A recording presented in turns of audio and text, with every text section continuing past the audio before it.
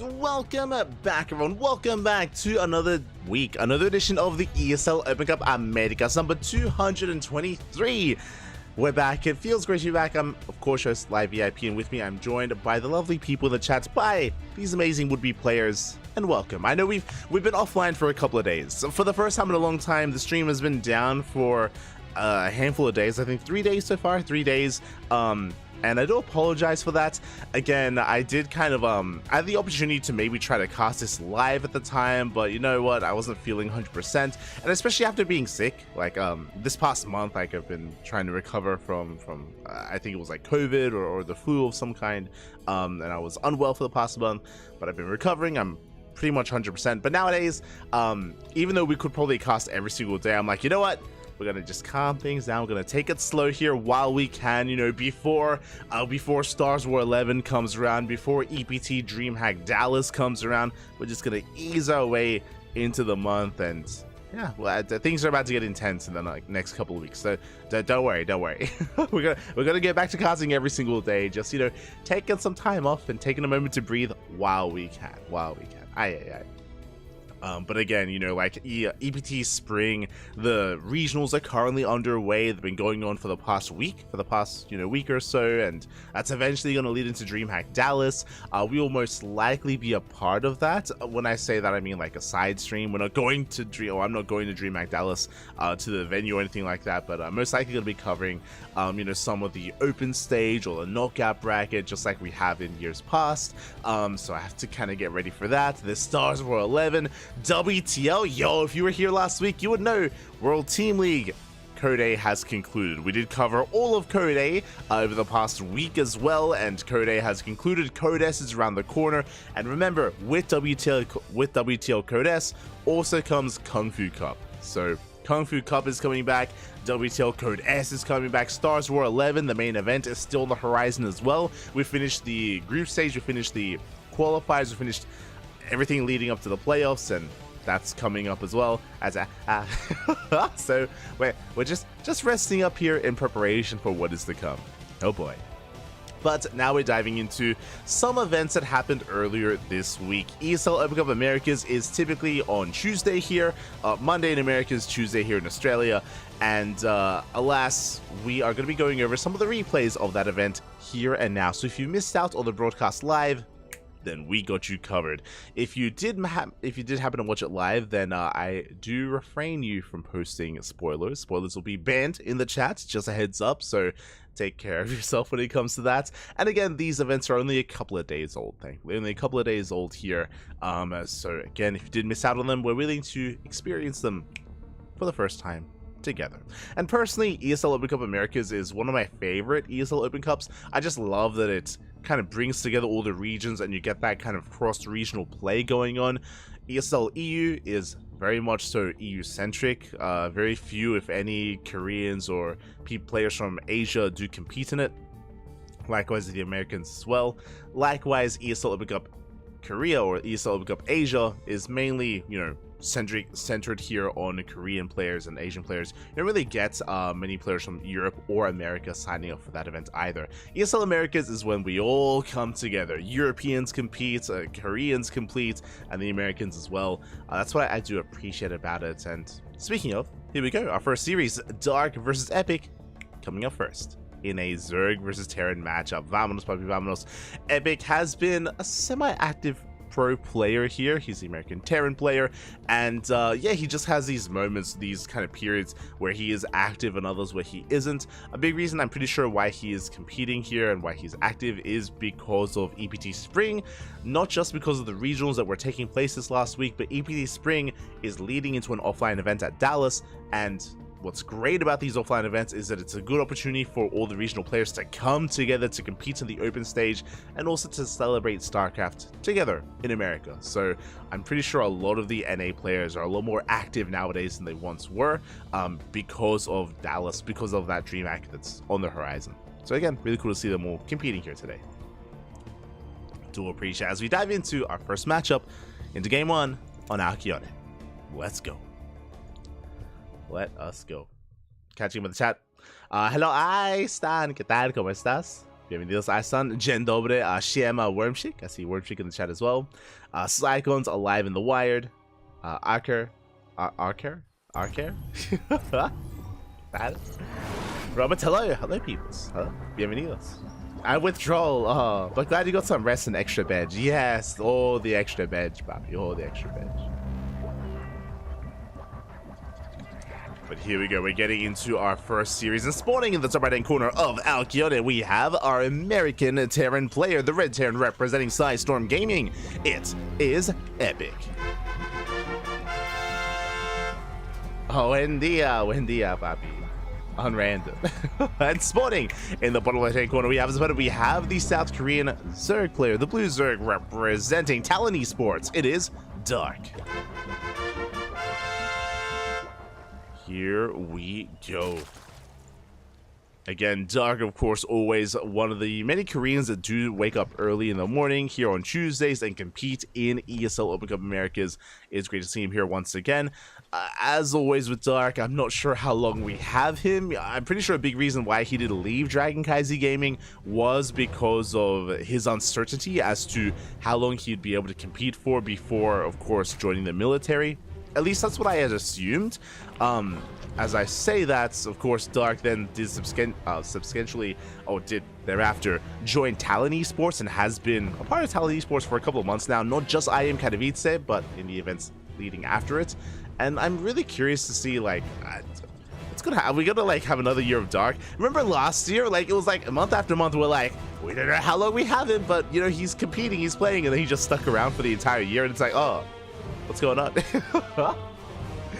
But yeah, I mean, regardless, I just want to embrace Dark as often as we can here while we do have him. We do have some returning military players here to kind of tag out with Dark, which is interesting.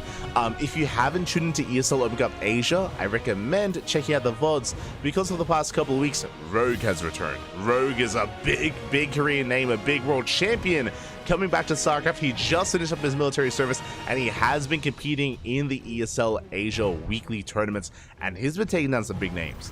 I'm very impressed with how quickly Rogue has kind of gotten back on that horse and how quickly he's improved, and he's actually looking surprisingly good right now as well. So that's typically how things go. Like when we lost Zest, we gained Hero. You know, as we're going to be losing Dark, we're going to be gaining Rogue. So you know, there's a bit of a give and take there. Great to see.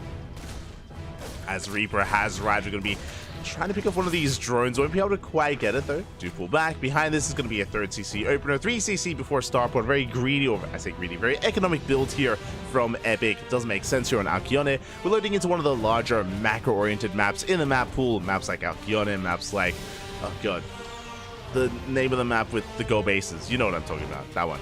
Yeah. I haven't cast in like 3 days now. It's all slipping my mind, Papi. Oh god.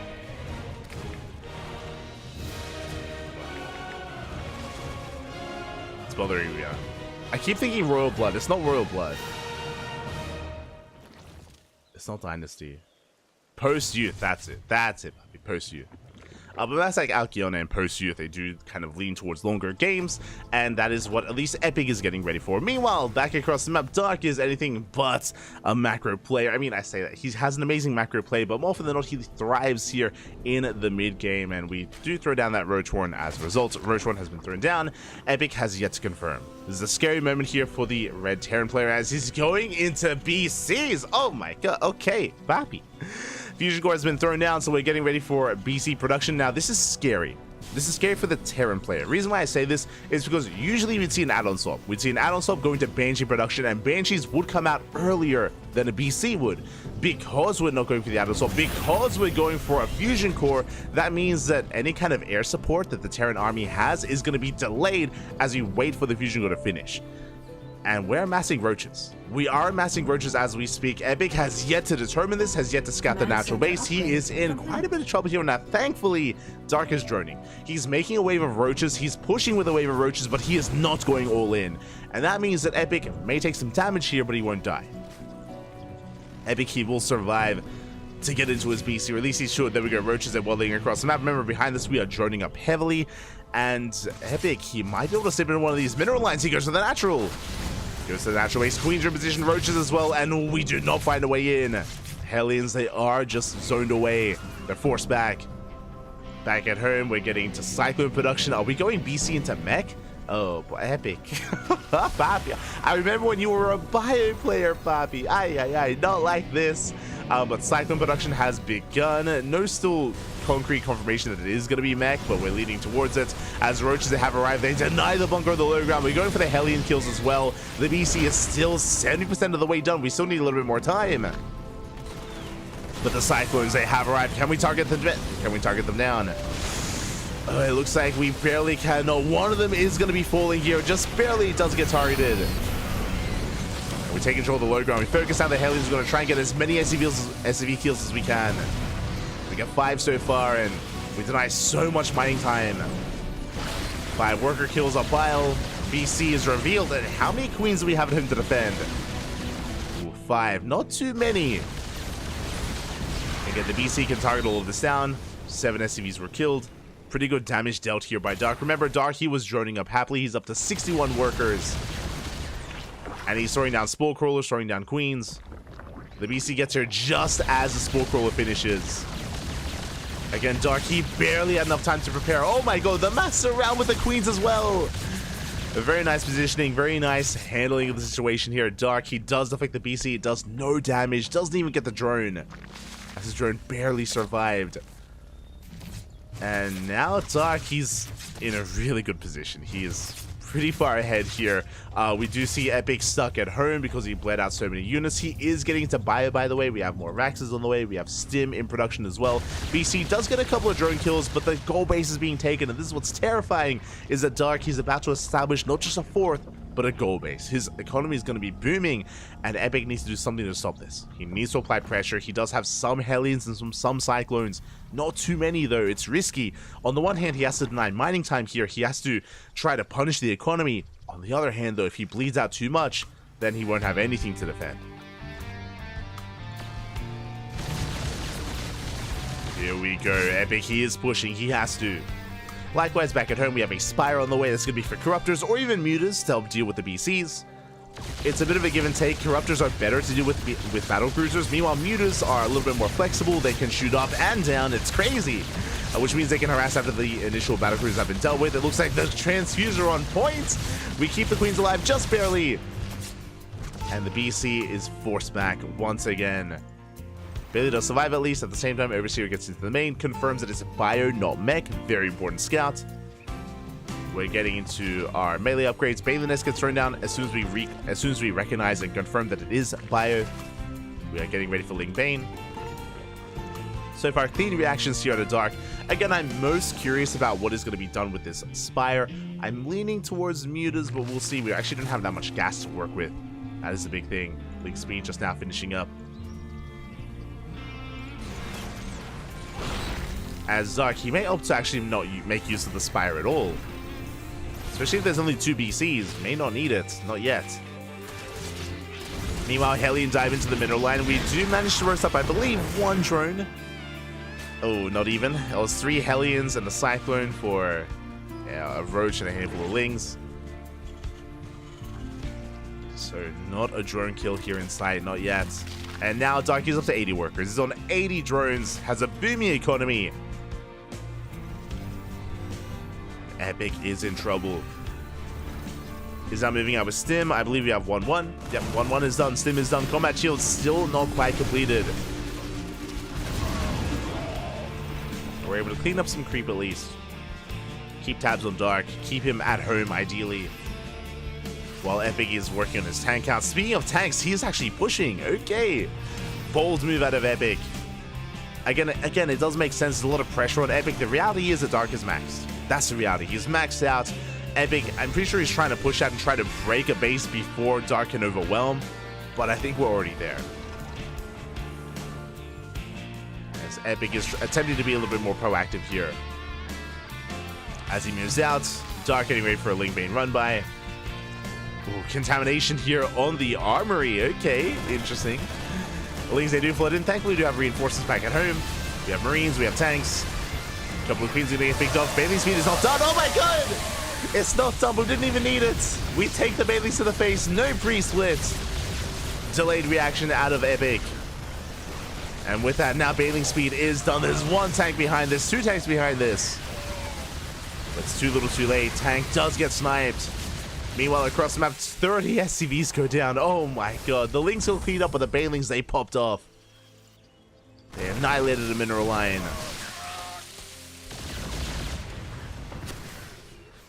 BCs are trying to get in position. And hey, they have survived this entire time. Here come the Corruptors, though.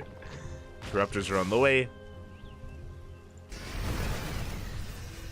Reinforcements rallying across the map. What do we have to work with? We have 3 tanks. 3 tanks. 60 Marines. 1 tank is going to go down. We're down to 2. And time is working against Epic right now. Dark, he's just remaxing. He's got 26 more Lynx on the way. 2-2. Ultra Cavern as well.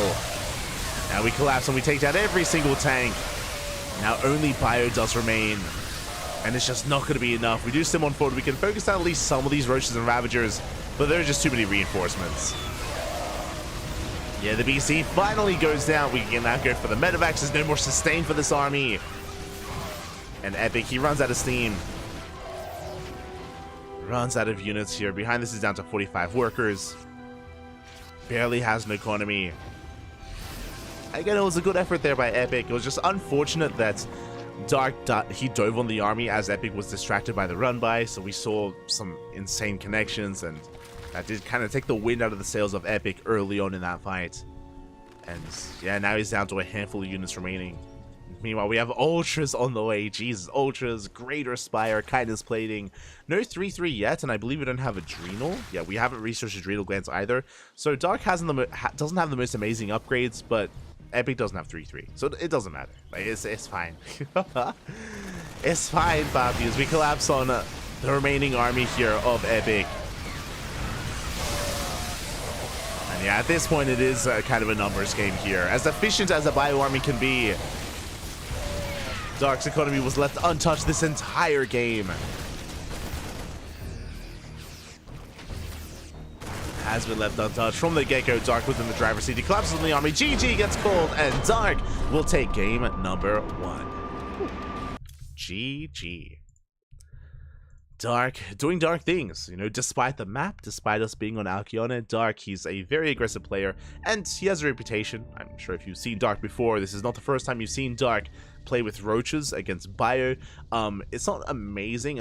Roaches, they don't scale amazingly into the mid to late game, but if you're able to make them worth it, if you're able to go for these early Roach pushes, and remember, he didn't invest too hard. He made 8 Roaches. 8 Roaches, one of them morphed into a Ravager, and then he droned up behind it to get into his own economy, and he was able to deal enough damage, cripple Epic before it could really get going, and yeah, he was able to just take the game from there. Very impressive. I was mostly impressed with his response to the BC. Like, after the Roaches did damage, as soon as he realized what was happening, bam, we started up the Spores, we started up another wave of Queens, we got in position, and by the time the BC got across the map to try to punish the Roaches, BC didn't do anything.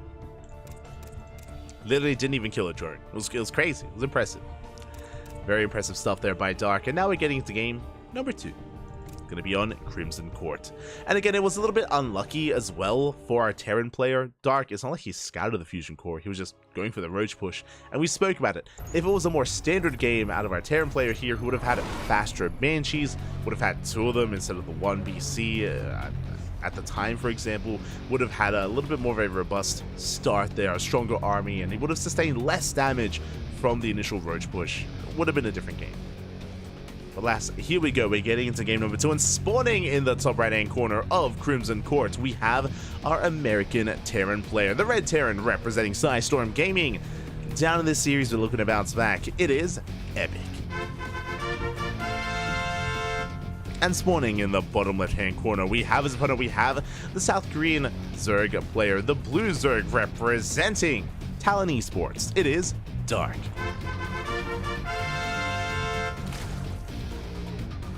Here we go. Replay us. I thought I have to stop drinking. No, keep drinking, papi. Keep drinking. Ay, ay, ay. Phil, cálmate, papi, cálmate. Yeah, drink in moderation. Take care of yourself. Take care of yourself. But here we go. We're easing our way into our second game as we load into Crimson Court. I still expect Dark not to really deviate too much. Something important to take note of is that even though Dark is known for his Roach play and his Roach styles in this matchup, he doesn't just have to play Roach. He can play Ling Bane into Ultra, Ling Bane Hydra, Ling Bane Muta. Dark is a very diverse player. He may have certain tendencies and he may enjoy certain playstyles more, which does lead into him, playing them more often as well. This is true, but by no means is he a one-trick pony. Not at all. Not a player like Dark. As for now, Epic is going for a Rax Expand. I do not expect to see another BC opener this series, not just this game, but I imagine we're going to be straying away from that moving forward. Mech is going to be on the table. We didn't see it in the previous game, but again, I'm sure Epic has some experience with that as well. We have seen Dark struggle with Mech in most recent weeks. If you were here for last week's ESL Open Cup Asia, you would have seen Gumiho versus Dark in the finals in a best of 5, and Gumiho did defeat Dark last week in ESL Asia, mainly with Mech. It was a best of 5. They played 4 games, and 3 out of those 4 games Gumiho played Mech. A bit of a fun fact there. So yeah, Gumiho has been really experimenting a lot with Mech and having a lot of success.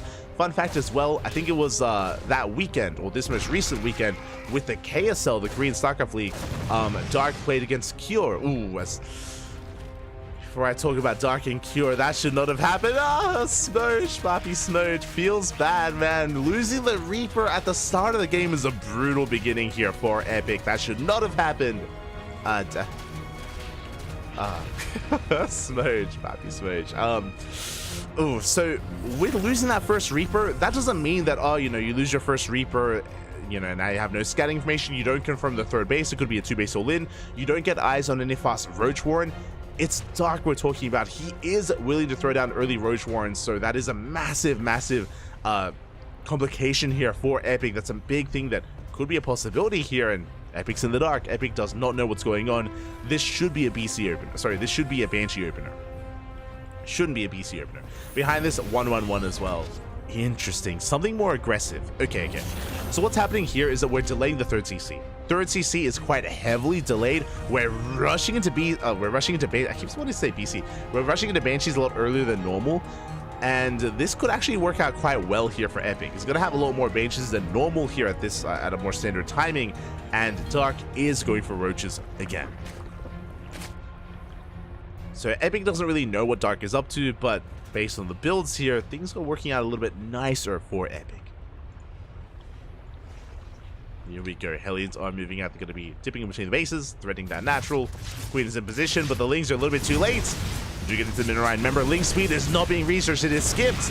And because that, we can wreak havoc here. We do get 8 drones already. Ooh, did I say 8? 10 workers go down. We still have another volley here with these Hellions. They take down every single Ling. And this should be cleaned up. We should not get too many more drone kills. We can maybe get 1. Oh, we get 1 more. 11 drone kills in total. Very nice. And at the same time, more Hellions. They rock up at the natural. Once again, and I believe Epic did see the tech. Yeah, he does confirm the Roach one. He's seen everything he needs to. He gets so much damage done. 13 drone kills. Lost mine time at the natural base. And Banshees have arrived. We are safe to the Roach counterattack. So a very strong start here for Epic. The one downside for Epic is the third CC timing. This third CC is very delayed, so his economy is going to be delayed, but because of the damage that he dealt, it's worth it. That there was a lot of onus, a lot of pressure on Epic to actually kill as many drones as he did, and now suddenly he's in a good position. Banshees, they get across the map. Do we have any spores? We do have a spore crawler in position. We have queens in position as well. This Banshee shouldn't get much done, but does get another drone.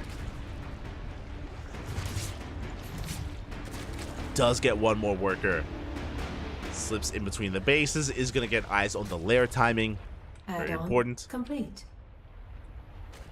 Let's get eyes on this. We are maybe going to be able to get another drone. We do. 1 more drone goes down. We keep the Banshee alive. That's what's important. Behind this is going to be a bio transition. We have 1-1 on the way. Additional Raxes as well. That's so far so good. Epic is handling himself well. Dark is expanding, but you can see here that because Dark lost so many drones, he's been droning. He is not making any roaches whatsoever. Epic is perfectly safe and sound back at home under no threat of a counterattack. I think it would have been better for Epic if Dark did make a wave of roaches. I do think he would have been able to just shut it down completely and take a further lead. But thankfully, for both players, Dark is droning. Behind this, getting into 1-1, working towards Devastation Pits. The melee upgrade tells us that we're getting ready for eventually a Ling Bane transition out of these roaches, but we have to make use of this roach war while we can, and roaches, specifically Ravagers, are not a bad supportive unit here for the Zerg army. Dark, he can seamlessly transition from Roach into Ling Bane Ravager, and is working towards that. Epic, he does move out. Ooh, moving out with one of his tanks. Have we mined through these minerals? We have. We have mined through, bases on the way, but we are here to deny this hatchery. Do we have an army, by the way? Do we have an army? Tank does siege. We go straight for the hatchery. Queens are getting in position. We have a handful of roaches. We have 7 roaches to defend. Oh, and we're able to just step on forward. We focus on every single roach. We have a couple of transfuse. We do run out. We transfuse as best we can. We're down to 4 Marines. 3 Marines left. We barely focus on a couple more Queens and the roaches as well. 2 Marines, they stand strong. That hatchery is so low. Can we get it? Can we get the hatchery? We pull back. There's 2 Queens left. They focus on one of the Banshees. And it looks like Epic, he will come out on top here. The tank does go down. The Fungal! The Banshee! The Banshee survives. Reinforcements arrive as well. And Epic, he does not want to give up. He does not want to let up here. He's so close to killing this 4th base. But he has to pull back. Here come a wave of roaches. The Infestors came out clutch there towards the end.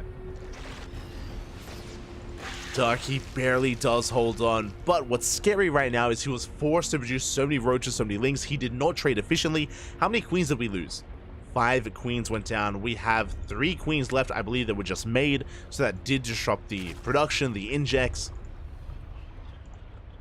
And because of the inefficient trades here, Dark, his economy is a little bit lackluster. He's just now droning up to 76. He's just now saturating his bases, working on 2-2. 2-2 also on the way for Epic, at least +2 attack is.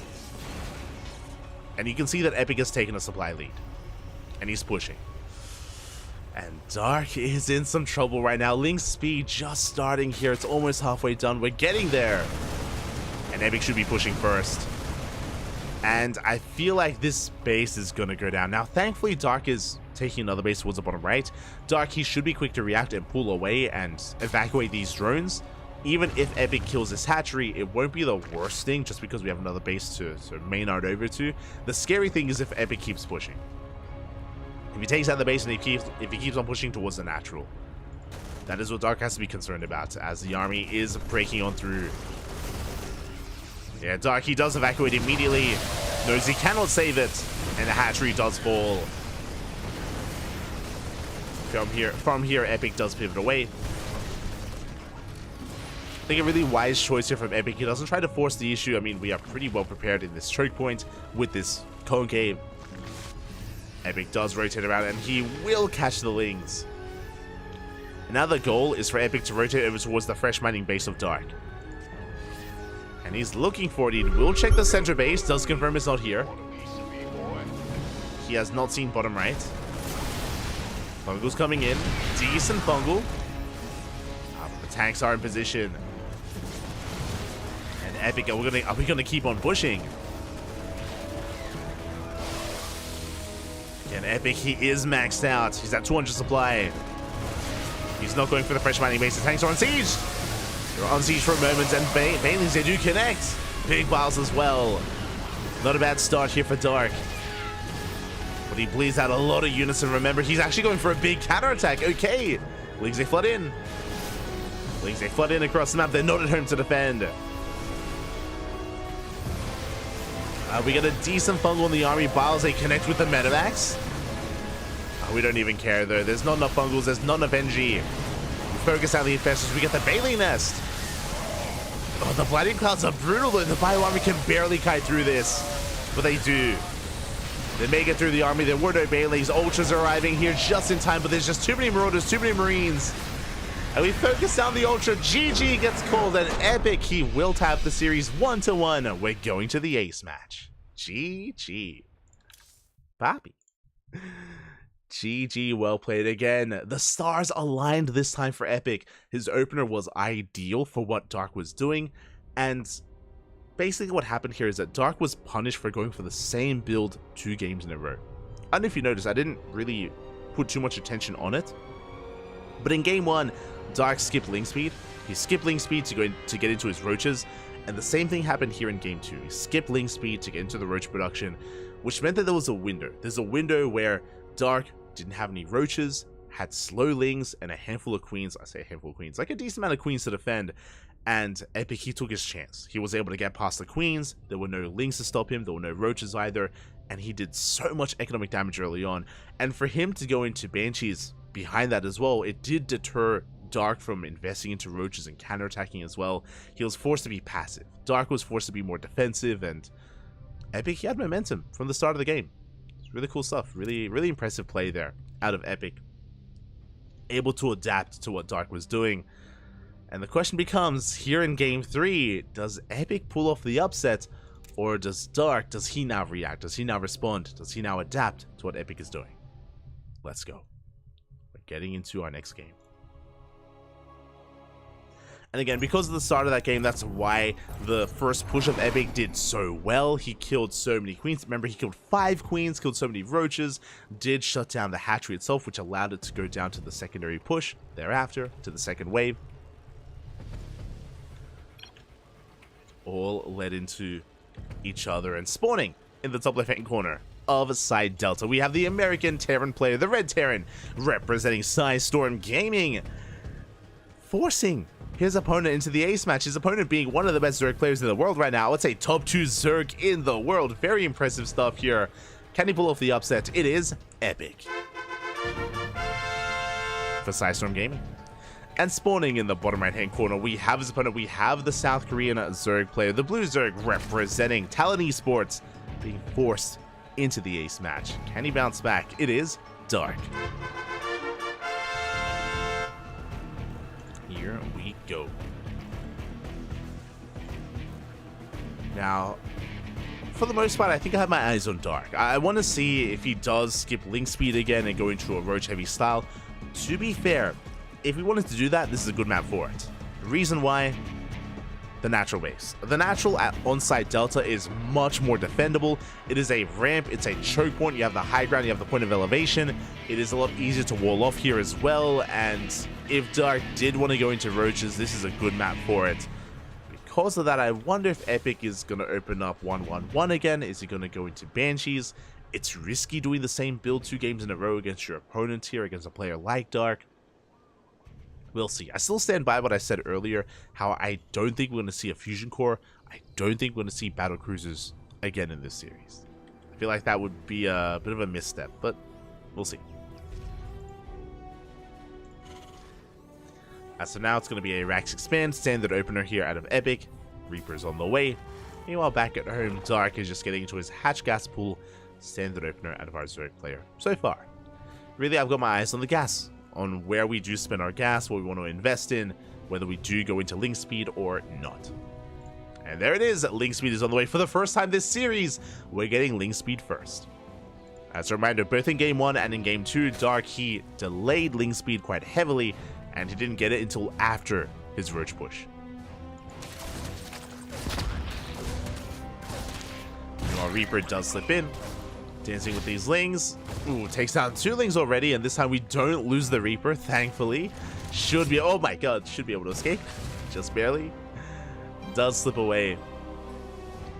But again, Dark, he's now respecting Epic. He's responding to his playstyle, and he's playing safe. Meanwhile, Epic back at home, getting to his own 1-1. Soon to be his Hellion production. And it is going to be a 1-1-1. Hellion production into a starport, delayed 3rd CC. The Overlord of Dark will confirm this. Does confirm the opener. With that, Dark should be a little bit safer here, and may even prioritize walling off this natural. Because now he knows just how aggressive Epic plans on being. Like, again, this is going to be leading into an early, I imagine, Banshee production, delayed TC, could lead into a 2-base all-in, could lead into a Hellbat push. There's a lot of aggressive potentials available here to Epic. This Dark is droning. He does allow Ling Speed to finish. Getting his 3rd base. Ooh, the Lings, they do shut down the Reaper at least. And we are just continuing Queen production. Handful of safety Lings to avoid the dive. We may even go Bailey Nest before Lair and before 1-1. I'm curious. There's that 3rd CC on the way.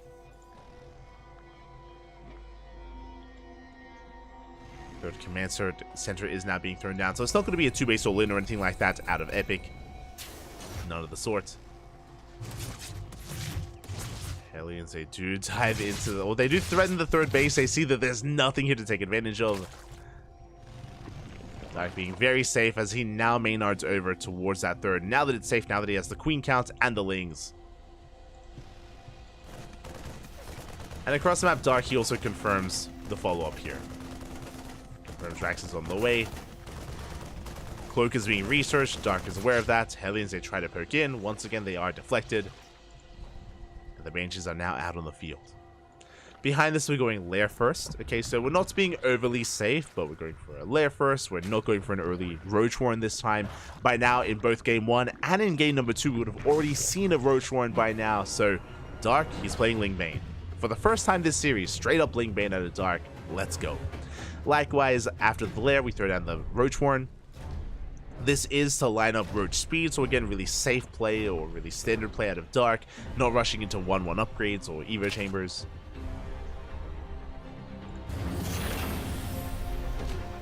So again, Dark taking Epic seriously here. Behind this, Epic getting into his own upgrades as well. Will soon be taking his own 3rd base and hasn't really done much with his initial army. His Banshees are still going to be threatening that 3rd. They're now moving out. Epic does clear up some of this creep. And the Banshees have arrived, but we are in position.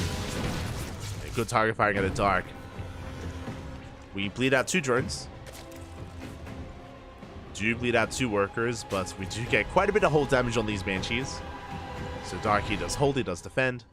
So far, so good.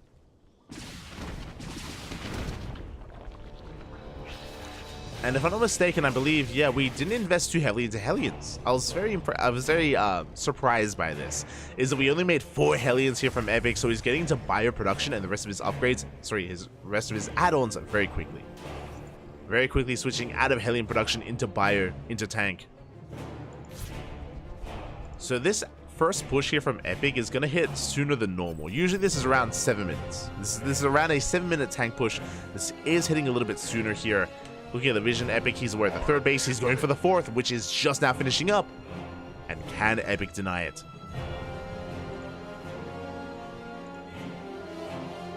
Reinforcements on the way. Interesting, because it looks like we're waiting for our reinforcements. Changeling does spot those medevacs. Dark knows. And is getting in position. Lings are hoping to catch reinforcements. Ling Bane getting ready as well. And do we get into the mineral line? Ooh, we don't quite go for it. Never mind. We almost did. Changeling does have eyes on reinforcements, so Darky saw. And now we're getting ready for a surround. Baneling Speed is done, by the way. Again, because of the Lair first, much faster than Game number 1 or Game number 2. Baneling Speed is ready for this. We collapse on the army from behind as well. And bow tanks, they get shut down. Good cleanup out of Dark. Double drop into the main. Only Marines, no more tanks. No more Hellions either. And the unloaded just takes a little bit too long here. We shut down the drop. Queens are in position here at the 3rd base, or at the 4th. And Epic does get deflected. And Dark, this entire time, he has been taking up quite hard. He threw down a very fast infestation pit. Now, this looks like Dark wants to go Ling Bane into Ultra. It is a playstyle that Dark does enjoy in this matchup on some of these larger maps. Basically, what he does is he skips the Spire, skips the Hydrogen, goes into a very fast infestation pit. He gains map control with Ling Bane, and he rushes into Ultras. It feels like that's what's coming here. There we go, we have Adrenal on the way. There it is, Ultra Cavern has been thrown down. This is a really risky playstyle. The big downside of what Dark is doing is no anti-air. Without Hydras, without Aspire, without Mutas, it does mean that drop play can be more effective. But as we can see here, so far, Dark is keeping up, and we bleed out too many Marines. 3 Marines are left in this drop. Meanwhile, we have another double drop here towards the north. We take the Babies to the face! Ay, ay, ay. And we bleed out half of the Marines here as well. And because Epic is losing too many units, it means that these drops aren't as threatening. It means that it doesn't matter that Dark doesn't have anti-air. Minimizing the losses, shuts this down, and Dark, he's getting away with these Ultras. Oh boy. The Ultras, they are on the horizon.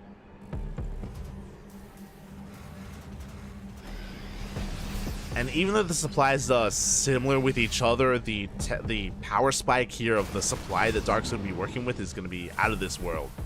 Kind of Splating's on the way, followed by Ultra Speed. We do have Vipers in production as well. And the other thing with this style is that you need to be active. As we see here from Dark, you need to be proactive, you need to be on the map, you need to be catching these drops, forcing them back. Buying time here for your Ultras. Now, Dark doesn't have any pushing power. He cannot threaten the bases of Epic, not yet. Again, we're too entrenched. We have good Sim City, we have some good tank lines as well. This space here towards the south is a little bit more exposed, but we're reinforcing. So again, Dark can't really push in, not with pure Ling Bane, or it's difficult to. If he throws away too much, he's going to be vulnerable. We have to just wait a little bit longer to build up those Ultras. And I believe Epic doesn't know. That's the scary thing right now, is that there's a lot of onus right now on Epic to apply pressure and to be dropping and to deny bases and to get into mineral lines. Because Epic, it does feel like he's playing a little bit scared. It looks like he assumes that Dark is going to push in, but Dark isn't, which means Dark is getting away with it.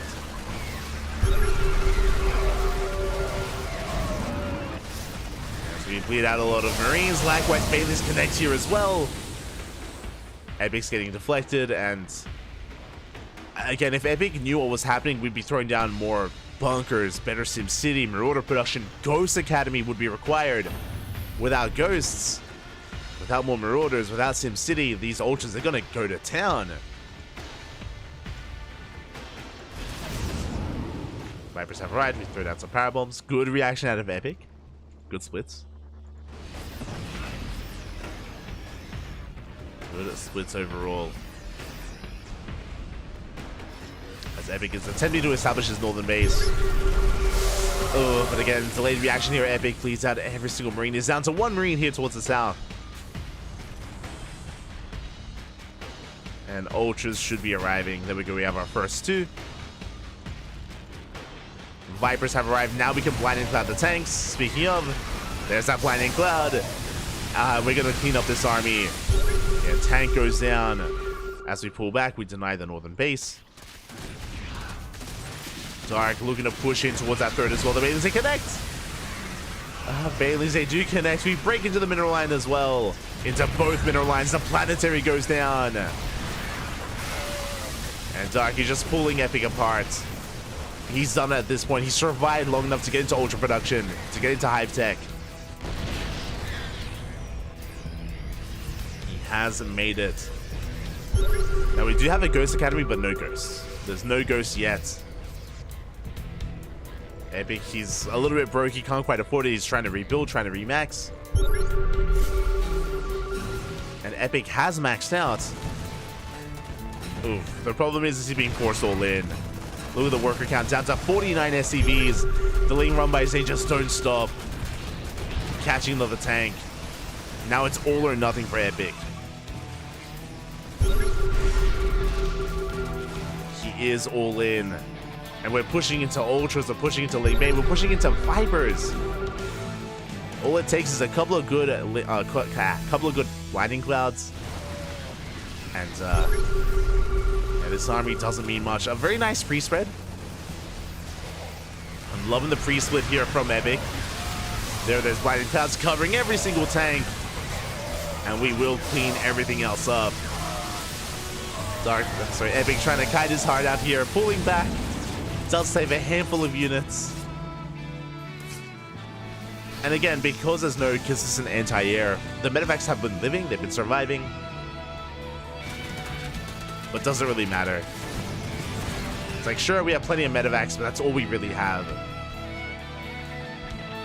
Gee, how many medevacs do we have? 14! Oh my god. More medevacs than there are marauders, almost as many medevacs as there are marines. Jesus.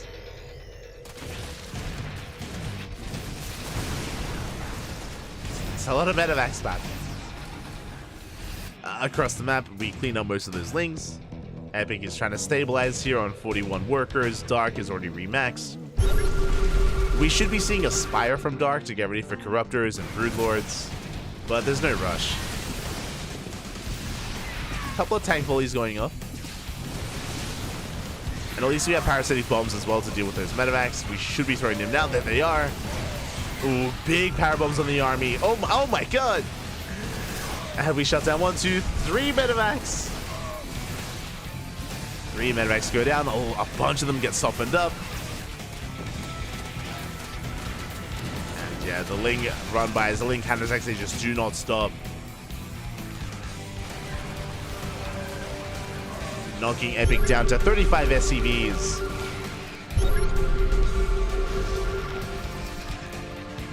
I mean, hey, Epic, he kills an Ultra. At least. Doing what he can. He does have a comparable army size and army supply to that of Dark, that is true. Epic, he's got like one big fight in him. One fight, that's all he has. As we catch the reinforcements, no! The tanks, they get caught out on siege, and Epic, he can't take that final fight. Not anymore. He's being chased down. Oh, like this. Just a brutal cash there. And now Darky's going for the kill. He's had enough power bomb here in the army. GG, well played gets called, and Dark will take the series 2-1, advancing on into the quarterfinals. GG. GG, well played. Very well done here by Dark for taking the series, but a big shout out to Epic, because even though Epic may have lost this series, even though Dark did take it in the end, Epic forced the ace match, and that's not something that just any player can do out there. So I'm very impressed here. Even players like Clem can have a really hard time taking maps off of Dark. So yeah, big shout to Epic for being able to force that ace match. Again, winding it back in game 2, Epic did adapt quite well to Dark after that first game, and it did feel like Dark was maybe a little bit overconfident. How we saw Dark just going for the same build 2 games in a row, assuming that it would work, assuming that, you know, that's all he would need to do against a player like Epic. And I'm sure Epic did gain a bit of respect out of Dark from that game number 2, forcing the ace match and forcing Dark to adapt and forcing Dark to, you know, approach Epic in a different way. GG. GG, well played. With that, Dark advances on into the next round, into the quarterfinals. Here we go. Are you doing any other matches today, or just Dark versus Epic? We're starting with Dark versus Epic. This is a round of 16 match. We're going to be going into the quarterfinals, into the semis, into the grand finals thereafter, just covering as much of this event as we can. This is merely the beginning of the broadcast. Merely the beginning.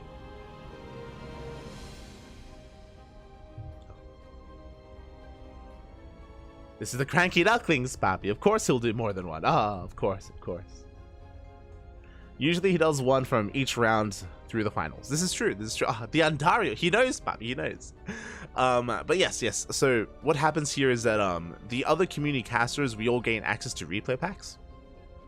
We gain access to the replays of matches that were casted during the day or during the as the event was progressing. So I do have quite a number of replays available here. We're going to be following Dark into his next series. Up next, Dark versus Wayne in the ZVZ. Let's go. Let us go. Settle in for a nice cast. Oh, I hope so, Pappy. I hope so. We're settling in. We're settling in. But here we go. Our next game is going to be on Site Delta. Now, we have casted Dark versus Wayne in a ZVZ before.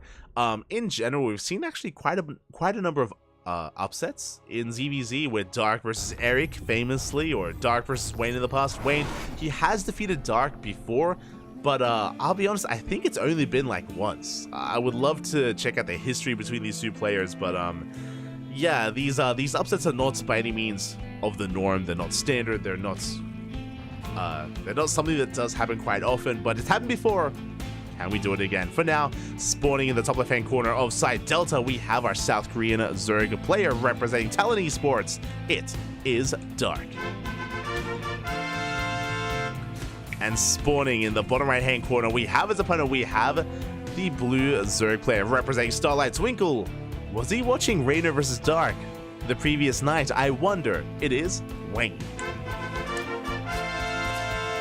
If you're wondering what I'm referring to, Monday night we casted ESL Open Cup Asia. We casted it live during the event. We were able to cover the event live, and we casted a lot of Rainer that night. Rainer, he's been living in Korea for the past couple of weeks in preparation for GSL.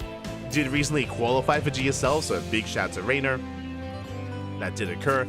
But yes, something that occurred Monday night is Rainer versus Dark. It was in the semifinals, and I recommend watching the VODs. It was a great event. It was a lot of fun. But in that series, it was a very short series. It lasted like 7 minutes. it was a 7-minute best of 3, and Rainer 12 pulled Dark 2 games in a row and 2-0 Dark. It was insane. It was a 12 pull drone pull, 2 games in a row. Each game was like 3 minutes long. It was like a 7-minute series all up. And yeah, Wayne, he had his way with Dark. It was impressive. And again, it goes to show that you know, you can sometimes catch out some of these, you can catch these players off guard. You can attempt to cheese them out.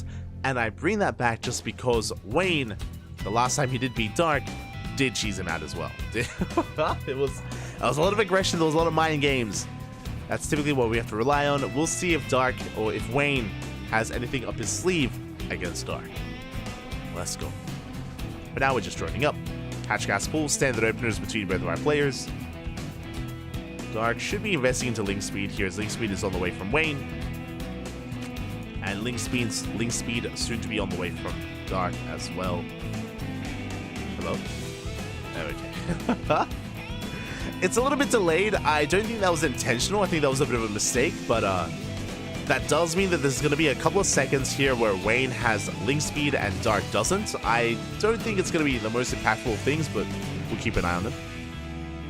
We'll keep our eye on our players, as Wayne is going to be forced back. Bailey Nest has been thrown down by Dark. Gonna safety Bailey Nest timing. The same can be said for Wayne as we are entering the Link Bane portion of the game. Dark is gonna have to be the defender because link speed was delayed, because unintentionally it was delayed. It does mean that we have to just chill back at home and be a little bit more passive, or a little bit more defensive. Meanwhile, Wayne, he's just happily droning for the time being. No big sign of aggression yet from either player. Wayne just making a handful of links here. No big investment yet. As link speed is about to finish up, and Wayne should be moving out with that, is walling up. Throwing down his Evo chamber. And yeah, Wayne, he does manage to slip in, going for a full scout. Does confirm no additional gases, no lair, no roach war, no Evo chamber. And link speed now kicks in for Dark. Okay, so we've kind of survived the Link Bane portion of the game so far. We have a couple of Banelings, or a couple of safety Banelings on the way for both players. Ooh, a bit of miscontrol out of Dark though, bleeding out that first Baneling. Forced to make another. Not the biggest of deals, but very efficient play here out of Wayne. Gets a Baneling.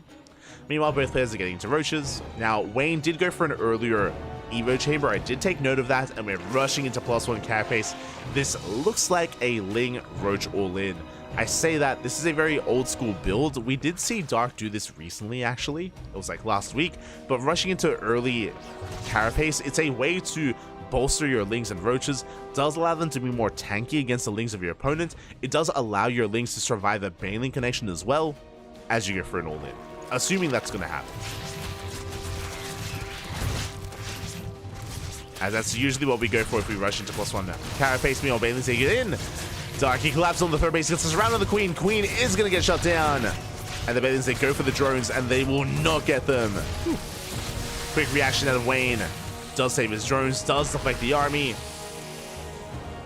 And Wayne does survive. Behind this, we have roaches on the way. Lynx as well. Dark is droning. Uh-oh. Dark is droning quite heavily. Wayne, he's done droning. He's getting ready for his own timing, for his own push with that upgrade, with Carapace. Is almost done. And can Dark survive the counterattack? Dark, he droned up to 58, almost 60. Bailings are on the way. We deny one, we deny another. But the Bailings, they do finish. But again, that's where Carapace comes in. Good target firing at a Dark. Does get a Bailing. Gets a Bailing, he's getting into his own roach production. But again, Wayne is going to be up in upgrades, and Wayne, he has not droned in quite some time. He's not made a single drone in like a minute or two. And yeah, we're just making nothing but roaches and lings. We're all in. Wayne, he is all in. He's committed. And even if Dark realizes what's going on, it's going to be a tough hold.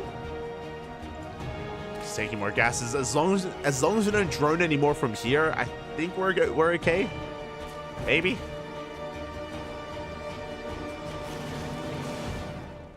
As Dark does have the defense advantage. Wayne is pushing forward. Bailing's going for the mineral line. Only one gets in. Big connection, but only one Bailing does connect. And the Lings, they come in from behind. Oh my god. They do come in from behind. Bailing's trying to send them away. But at last, Wayne, he breaks on through those Lings. They came in just in time. Dark has to pull back. Does evacuate the third base, and Wayne from here is going to be retreating. He did quite a bit of damage there. What did he kill? Didn't kill many drones, but he traded well versus the roaches, and Wayne has been droning up. During that push, Wayne was droning. He's caught up. And Dark, interesting. In the aftermath of that attack, Dark, he throws down a Spire instead. We're going into mutas. Does have a handful of roaches. As Dark is pushing here, you can see that he's droning. So he's only posturing. Dark, he shouldn't be committing with this army. Roach speed is halfway done. We're droning. We're investing to Aspire. Dark should be poking in, but he shouldn't really try to force the issue here. We'll see if he does. He'll split up his army. Coming in first round, he will focus on the Ravagers, though. And he will get one. He will get two. But are we overextending? Spine is about to finish up. Queens are coming in as well. Yeah, Dark bleeding out a lot here. And can he get a queen? He does. Does at least get the queen. We have the trades. He got 3 queens. Not too bad. Got 3 Ravagers as well. Now, what's scary about what just happened is typically, if you're going into a Spire like this, you don't want to force your opponent to make roaches in such a manner. You don't want to bleed out too much because you're triggering a counterattack, right? You're forcing Wayne to commit into his own counterattack, and Dark is forced to make more roaches. We have 5 mutas on the way. They just now started. And if Wayne pushes it now, Dark, he just invested quite heavily into those mutas. His roach count, it's so far down. It's so much lower here than Wayne's.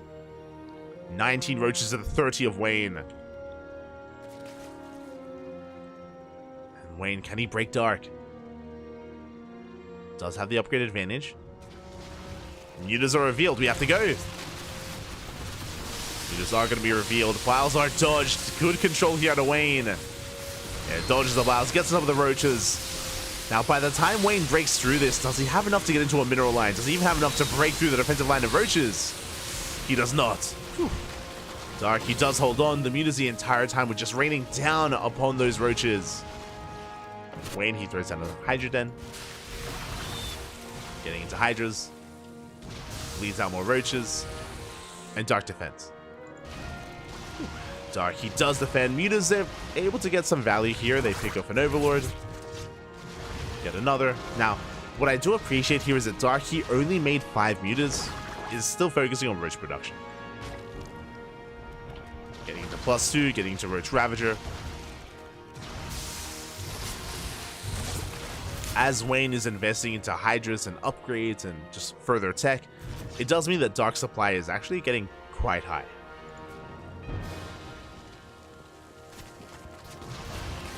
Dark with a mass Roach Ravager army might be able to break through the Roach Hydra of Wayne.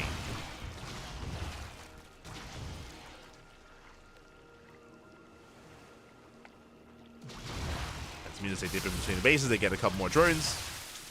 2 more drones go down. More mutas on the way. Interesting. Okay. Dark, he likes what his mutas are doing. Wants more of that. Couple more mutas in production. Once again, dipping in between the bases. Oh, getting caught out. No, Dark, he rallies into the Hydras. 2 mutas go down. 3 mutas go down. Oof. And that's quite a big blow there. That's quite an expensive loss for Dark. He did make an extra wave of mutas, so he can still threaten his opponents, but that was a big loss. But now Dark is maxed out. Here we go. He's maxed out on Roach Ravager. He is soon to kick in with +2. +2 range is about to finish up. Wayne is going to be in a bit of trouble here. Can he hold? Can he survive? Mutas, they come in once again. Oh, they almost get a drone. We bleed out another muta. Not too bad though. No Spore in position. No Spore, no Queens. We get another 3 drones. We get another 4 drones. Meanwhile, Wayne, he's had enough. he's had enough. He's like, look, I'm not going to chase down your mutas. I'm pushing across the map instead. I want to commit. I'll update the bracket. He does want to commit here.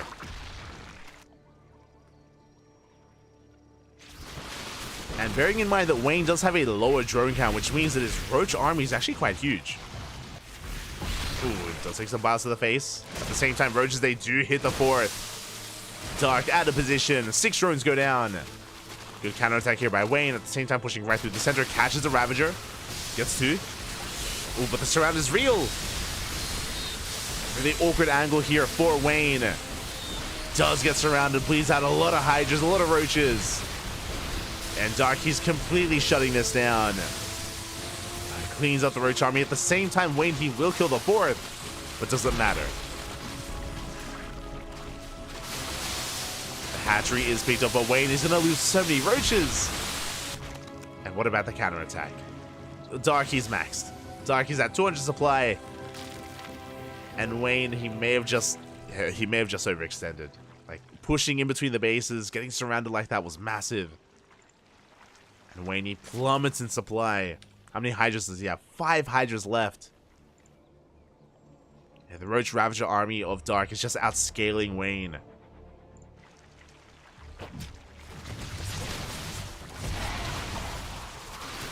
And here it's just a numbers game. There's no lurkers, there's no higher form of tech here. Wayne does have a slight upgrade advantage, but only slight. Boys, they have to be pulled. Wayne, he did well for himself. He had his moments, definitely had his moments in this game, but GG gets called, and Dark will take game number 1. GG. Whew, quite a bit of a back and forth there. I wasn't convinced initially by the mutas. I wasn't convinced there by the choice of mutas from Dark, but alas, he was able to get some value with them, forced out the Hydra transition, and Wayne was maybe a little bit too trigger happy with those Hydras. Did overextend there towards the end of the game, did get surrounded, and with that, he was never able to really make use of the Hydras. Like, the power behind the Hydra in ZVZ is the lurker, right? Like, ZVZ goes from Ling Bane versus Ling Bane into Roach v Roach into Lurker versus Lurker. Like once you get a high enough Lurker count out, you have to force the reaction and the transition out of your opponent. You can slow the game down, or you can even kill your opponent trying to go into Roaches themselves. But Wayne, he never teched up. He never teched up into Lurker tech. He was very aggressive instead, very in the face of Dark, and it's a risky way to play. Very risky way to play. Let's go. Let us go. Didn't Raiden do the same thing? 12 pool drone pool just recently. beat Dark 2 games in a row. Yes, that's what I was, sorry, that's what I was referring to. When I brought that up earlier, I was posing the question if Wayne saw Dark versus Rainer on Monday night. As we did cast it. We did cast it here on this channel, live at the time.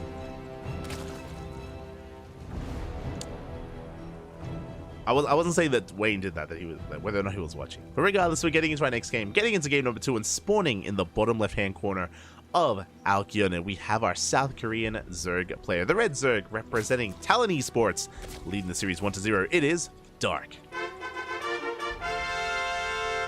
Oh, and spawning in the top right-hand corner, going for a 15-15, we have our blue Zerg player representing Starlight Twinkle. It is Wayne. Interesting. So, speaking of Rainer, this was Rainer's go-to. If you've been watching Rainer over the past, like, 6 months, Rainer has been very fond of the 16-16. And, fun fact, as we've been casting Rainer a lot more these past 2 weeks, we've been noticing that Rainer has been adjusting his playstyle post-IM Katowice.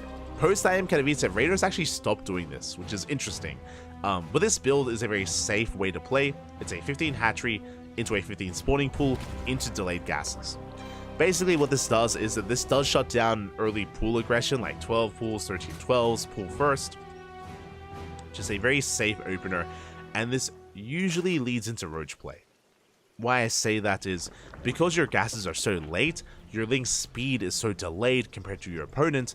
Usually you just skip link speed, you skip bailings, you wall off on 2 bases, and go into roaches.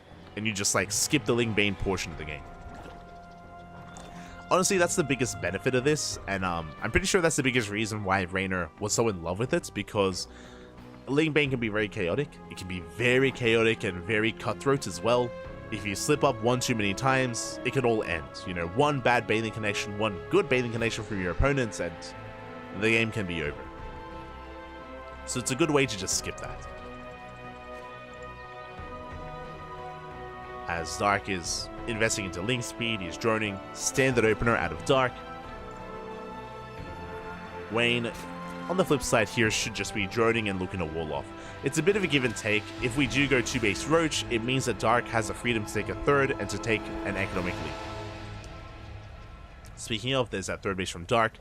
Wayne should not be going for a third base right now. He should be staying on 2 bases.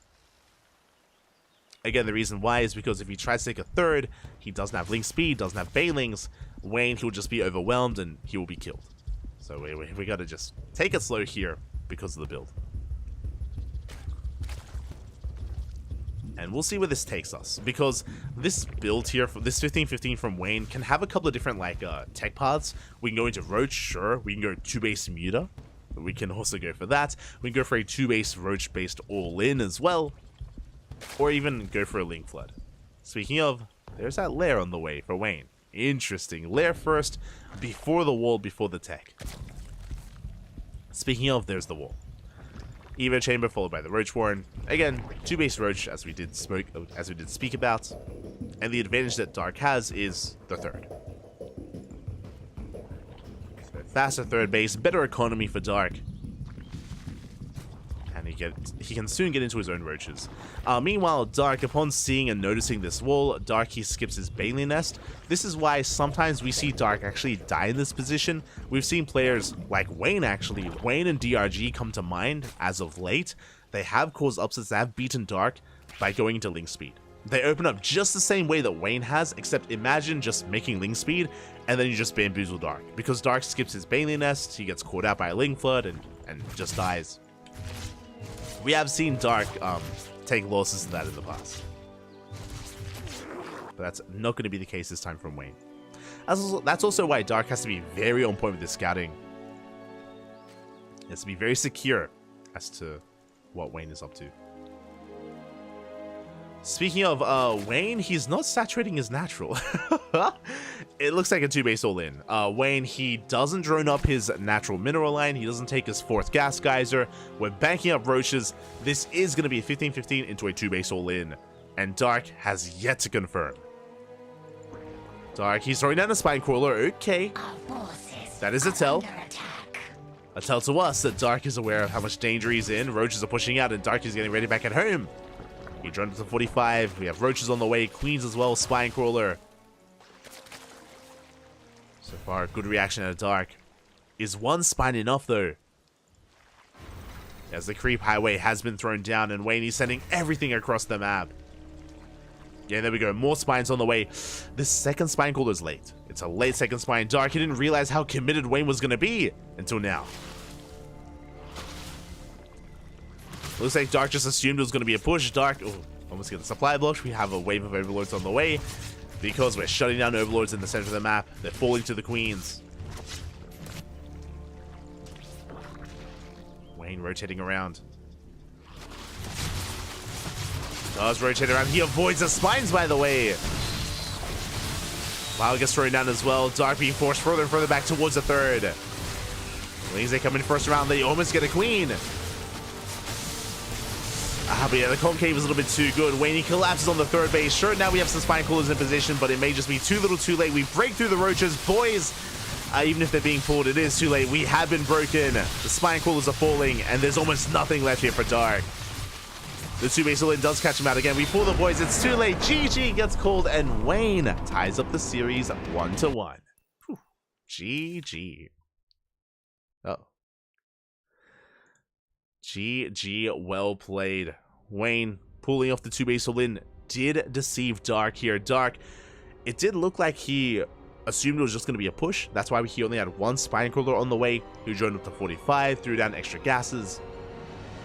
Dark, unfortunately, was not quite ready for the all-in. And on top of that, the positioning of the spine crawlers left much to be desired as well. Usually in that position, if you know it's an all-in, you throw down the spines at the natural. You just evacuate the third. You give up on the third base. There's no reason to fight at the third. Saving the third means no. Oh, sorry. Losing the third means nothing there because your opponent's all-in. So Dark, he was kind of split between his bases. Unfortunately, he didn't realize, again, how committed Wayne was. By the time he did, he wasn't able to reposition his spine crawlers. His second spine crawler was delayed, and he was caught in between his bases. Really good angle there by Wayne, and Dark was caught with his pants down. GG. And with that, we're going to the ace match. We're going to game number 3. Let's go. And that's also the scary thing about this two-base play from Wayne, is it could be a link flood, could be a two-base all-in, could be two-base into Spire, right, two-base Muta, or it could be a standard game. It can be sometimes difficult to determine which one it is. And here we go, we're now getting into the ace match, and spawning in the bottom left-hand corner of Amphion, we have the South Korean Zerg player, the Red Zerg representing Talon Esports, being forced once again into the ace match. It is Dark. And spawning in the top left-hand corner, we have his opponent. We have the blue Zerg player representing Starlight Twinkle. It is Wayne.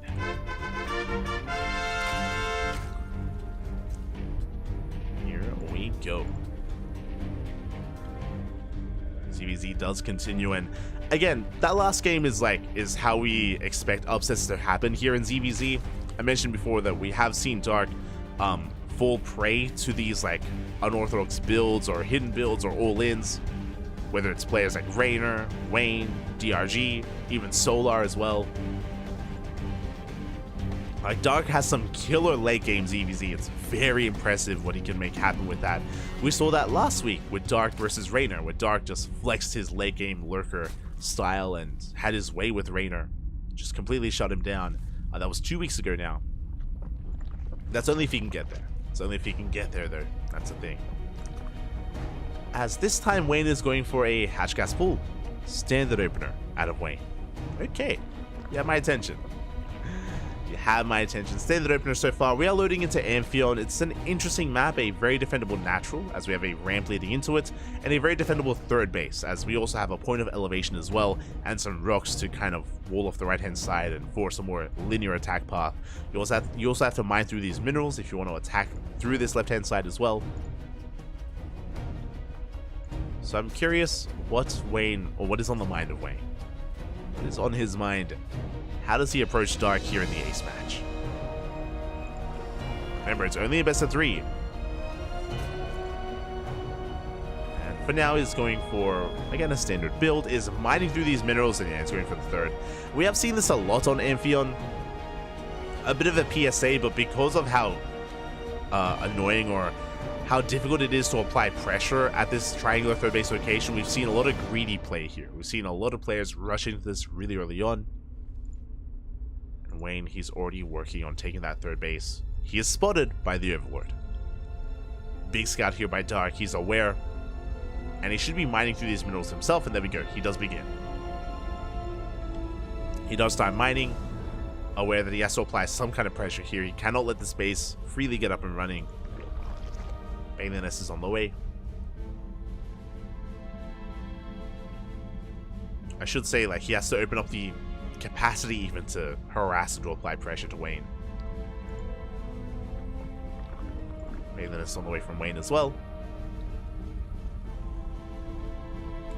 Oh, as my mistake here, I just realized Wayne skipped link speed. Wait, what? Wait, what? Wayne did skip link speed here. No link speed in sight from our blue Zerg player. Is that intentional? I feel like that shouldn't be. Just because we're still getting a Bailey nest. Wait, what? Uh-oh. I'm a little bit perplexed. Okay, lair is on the way. We're getting to a faster lair. It is a little bit delayed. We could have gone for it a little bit faster. I'm curious. As we do see Wayne walling off, we're getting some safety bailings. Dark does arrive here at the third base, goes for the surround, goes for the cancel. And what can Wayne do? He's going to be forced to cancel. I'm loving the Bailey morph here as well. We do fully wall off that mineral line, or that wall. And this hatchery, it finishes, and it's going to be going down as well. Big pickup by Dark. That's a kill on the hatchery. Very nicely done. And again, Wayne caught completely off guard, or just completely with his pants down, was not in position. No link speed, no banelings, no roaches, no nothing.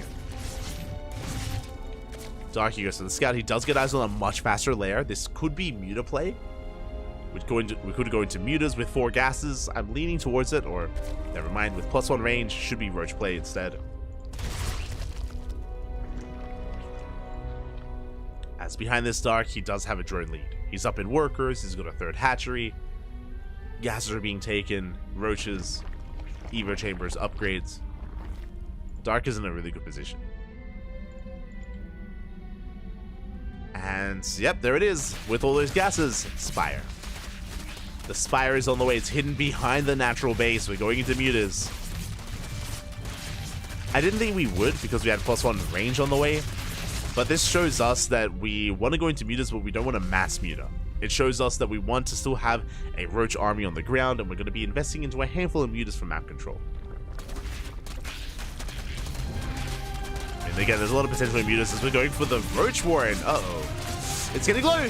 No! The roach warren. Oh, it does go down. Massive pick off Dark. That should not have happened, but that is a kill on the roach warren. We deny roach speed. And speaking earlier about how, oh, Wayne, he just wants a handful of mutas and to invest into roaches later, we may have to just double down. We may need as many mutas as possible. Dark going for his own Spire. Lings that don't quite get in. Wayne, yeah, is taking both gases. 5th and 6th gas.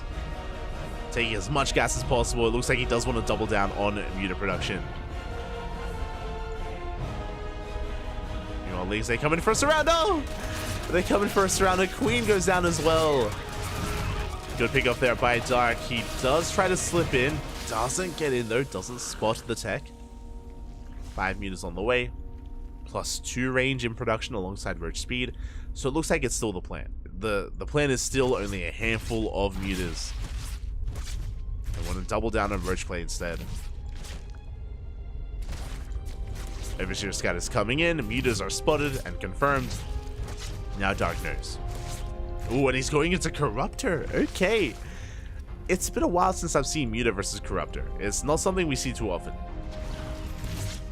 But Corruptor's in production. Now, there's a bit of a dance here to be had. Corruptors, they will kill mutas in a head-to-head fight, but mutas can avoid Corruptors. Mutas are faster, they're more agile. They can avoid them and get away. do bleed out one of those overlords. Corruptors are revealed. Wayne has to back off. And he should be able to escape. Now, again, Corruptors in a head-to-head fight, they will manage to come out on top, and Dark ideally wants to force these fights. Chasing down the mutas isn't really an option, but right now he's chasing down overlords.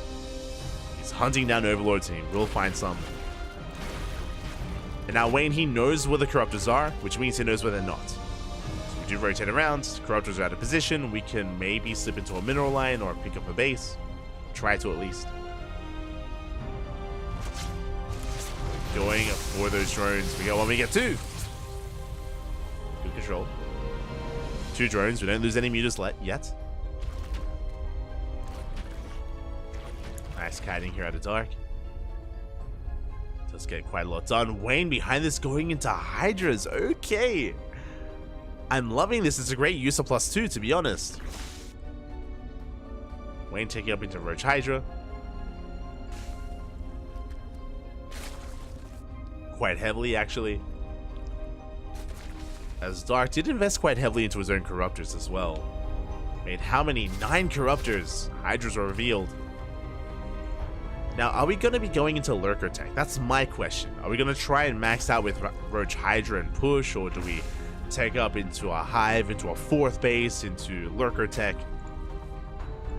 Wayne has an option to make. Yes, he has a choice to make, sorry. He has a choice to make, and he is pushing. Okay, we have our answer.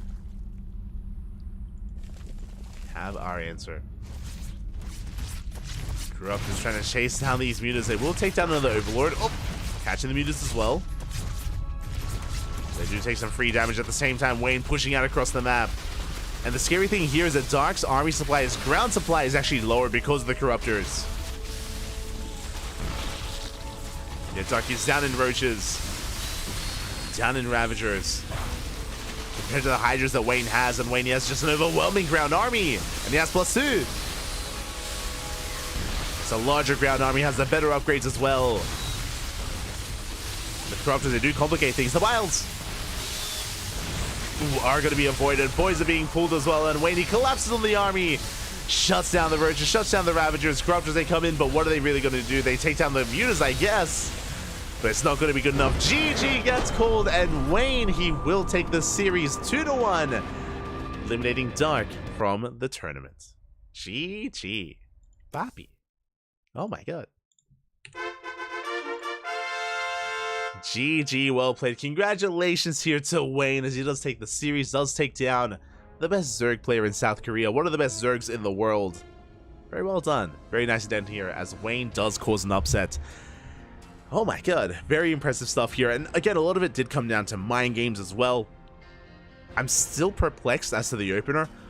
I would I would kind of want to like reach out to Wayne and be like, yo, did you intentionally not get link speed at the start of the game, or was that an accident? I'm pretty sure it was an accident. I'm like 95% sure it was an accident. I don't think he was intending to skip link speed because the lair was late and because he still took a 3rd base and he had a Bailey nest. It was just a really weird opener out of Wayne, and he was punished, right? It was a really good start. It was a really good start for Dark. He killed the 3rd. He killed the Roach Warren as well. He did so well early on.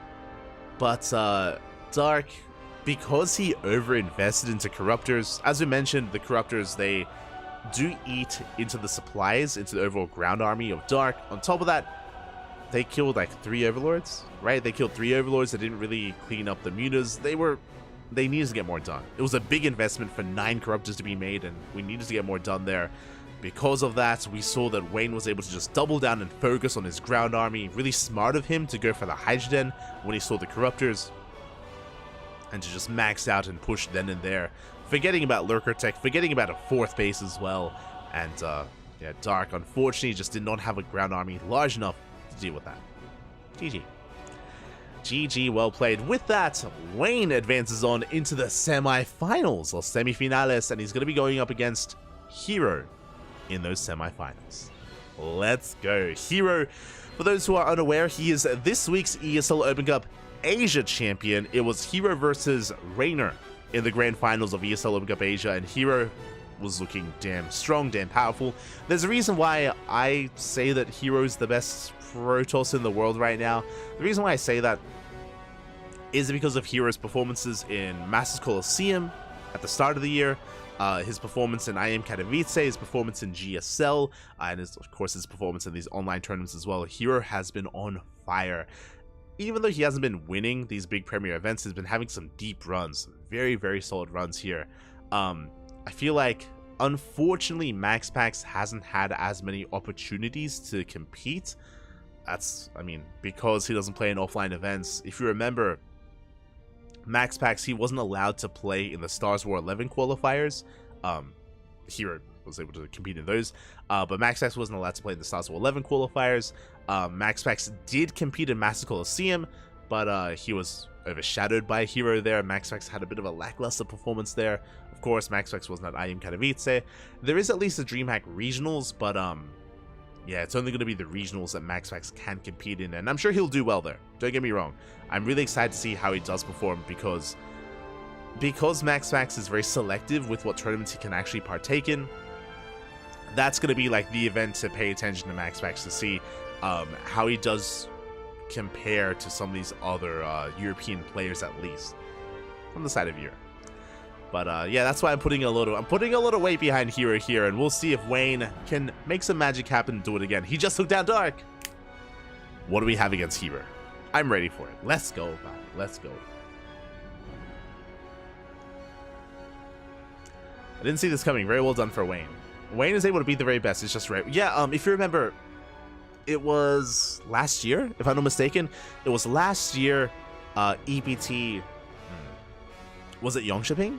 No. But I'm pretty sure it was last year where Wayne beat Cyril, right? Wayne beat Cyril, I want to say in the first half of 2023. I might be thinking of 2022, but Wayne, he beat Cyril in the European regionals, right? Did that not happen?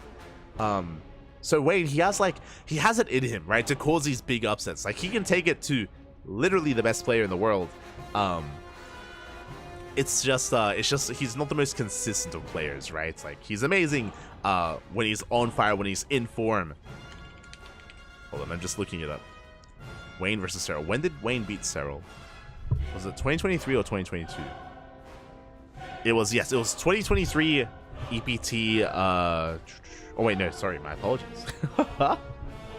He took a game off of Cyril. That's it. He forced Cyril to the ace match in, was that Yongshipping? ESL Masters Europe. Summer Yongshipping. Yeah, there you go. Okay. He forced Cyril to the ace match. Didn't beat him, but did take maps off him. There you go. That's what I was thinking of. But yeah, like, Wayne, he can pop off. He can pop off.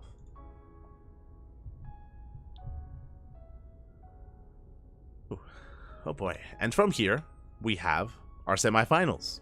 Hero versus Wayne. Okay, now, we have seen Wayne, again, take down some big Zerg players. What about the Protoss, though? That's the big question here, because Hero, I would say, has the best PvZ in the world right now. He is insane in this matchup, just because of how unpredictable he is. Like, he is just such a wild player to play against. Again, we saw Hero earlier this week against Raynor in the PvZ matchup, and again, we saw a return. I remember it was on this map on Ghost River where we saw a return of the 3-base it was a 3-base 8-gate all-in, a 3-base Blinkstalker based all-in off of 8 gateways. I think we had a 9th gateway towards the end there. A build that has fallen out of favor, but Hero, he's willing to just dig into his box of builds and just do anything. He's crazy. He's an animal. And he's here in the top left of Ghost River. Spawning, we have, representing CranKy Z Gaming, our Korean Zerg player. It is Hero. And spawning in the top right-hand corner, we have his opponent. We have the blue Zerg player, causing a big upset, shutting Dark down. Representing Starlight Twinkle, it is Wayne. Let's go.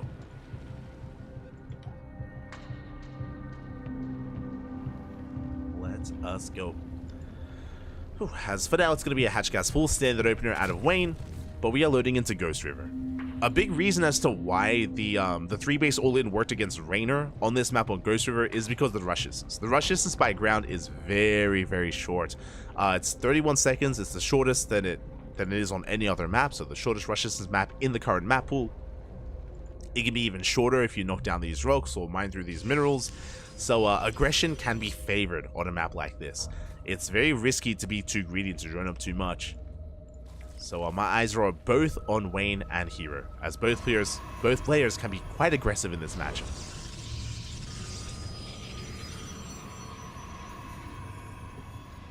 Can be quite aggressive. Overlord is coming in. It's going to be a gate expand into Cybercore here by Hero. Is just getting to a standard opener himself. We're just waiting for our tech of choice. Waiting for our tech, whether we go for a Twilight Council or a Stargate, whether we skip Warp Gate or we invest into it, and Warp Gate is going to be begun here. We'll see if we do end up canceling. If not, I'm feeling a Twilight Council. Shall see. Behind this, Wayne just going to be droning up. Saturating is natural, going into a third. Warp Gate is going to be cancelled. And our tech should be a Stargate from here. We'll keep our eye on Hero. There it is. Stargate has been thrown down. And Wayne, with his Overlord placement, he should have seen that Warp Gate was cancelled. So he should be well aware that it's going to be a Stargate opener. Should be going to confirm. Meanwhile, Hero across the map does delay the third. We have the pylon block. The Adept has arrived. And as long as we can stay in position here, this third base is going to be denied. Yeah, we cancel the pylon. But Hero, he's going to be camping this position. And we force the Gas Geyser to finish. Aye, this is brutal. Second Adept arrives as well. Yeah, there's no expanding here. We force another Gas Geyser. At least we keep the drone alive. But Wayne, he's stuck on 2 bases. He's going to be stuck on 2 bases. A disastrous start here for the Zerg player. So heavily delayed in his own third, in his droning, in his production. And behind this, we have Oracles. They're coming. Hero, he's not done. Queens, they have to waddle across. And a big reason why Hero was able to pull this off is, again, this Adept gets here a couple seconds earlier than normal. Gets here a couple seconds earlier. Likewise, the Pylon was able to get down in time as well. Oh, Hero once again delaying that third. And the other thing here about Ghost River, there's no other third base location. There's only one, and now we get the third base down.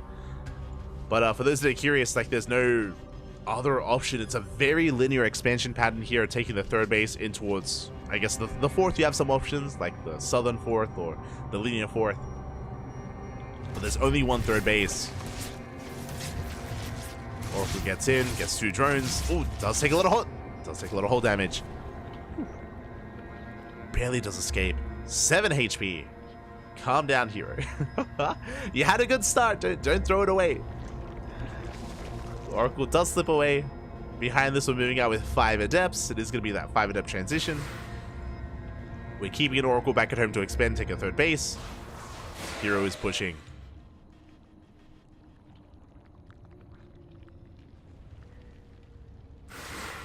Again, he doesn't quite commit to taking his own third. I mean, he doesn't have to be honest. All he has to do is threaten the third.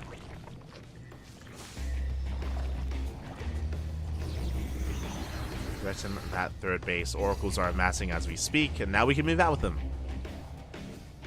As Hero's third is safe and sound. Wayne going into 2-base Hydra. Okay, I mean, soon to be 3-base Hydra. But a really fast Hydra and no roaches in production.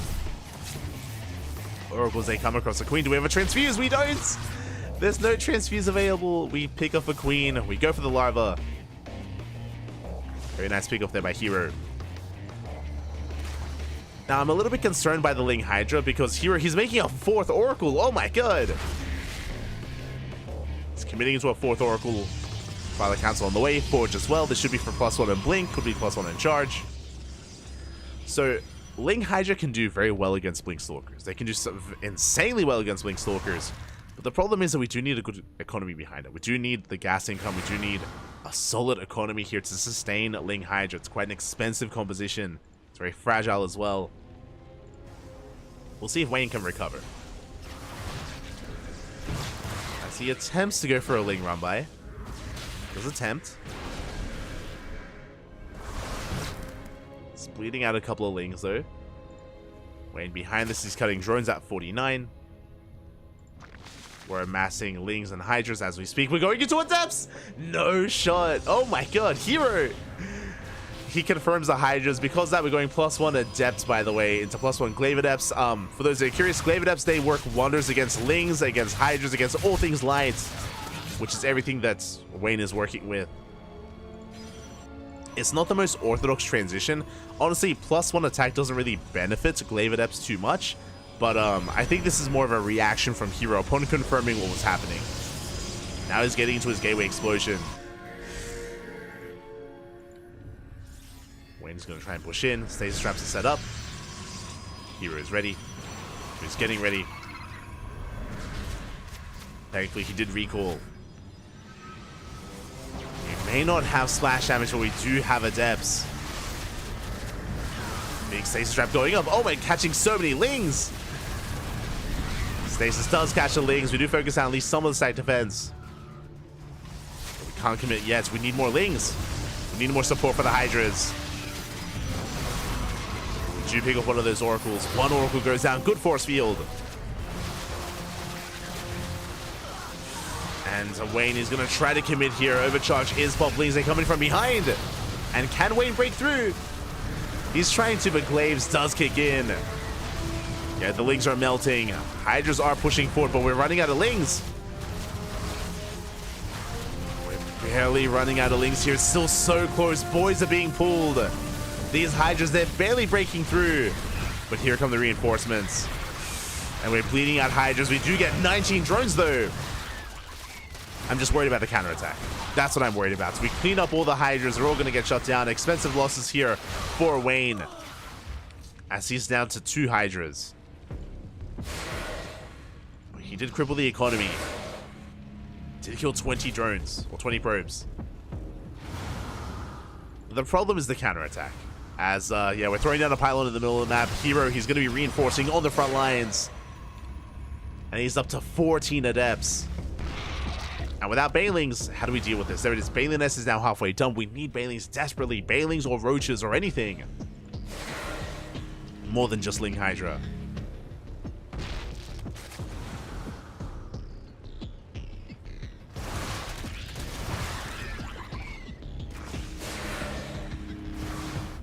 As Wayne is going for a Ling counterattack. Meanwhile, the Adepts, they get across the map. They shut down the third. They couldn't even kill it.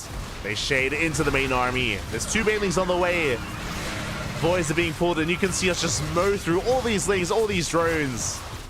Wayne, he just melts before the Glaive Adepts. We shade into the main base as well. Banelings are going to connect. But 2 Banelings, it's nowhere near enough. Nowhere near, and Hero, he does it. GG gets called. Hero will take game number 1. GG. Again, a good response there out of Hero. We saw, though, that was a close hold, where Wayne was able to break the third base. He was able to break through the defensive line, cripple the economy. The problem is, though, I say cripple the economy. I don't know if you noticed, he killed 20 probes, and Hero got knocked down to 47 probes, 47 workers. Fun fact, he had an even worker count with Wayne. So technically, Hero was still ahead. Technically, Hero, he was still ahead economically. Wayne was still behind. That's how committed, that's how all-in Wayne was. He did not do enough damage. He did not break, or he did not break enough of the economy of Hero. And the Glaive Adepts, they got out of control. GG. GG, well played. And now we're getting into game number 2. Onside Delta. Let's go.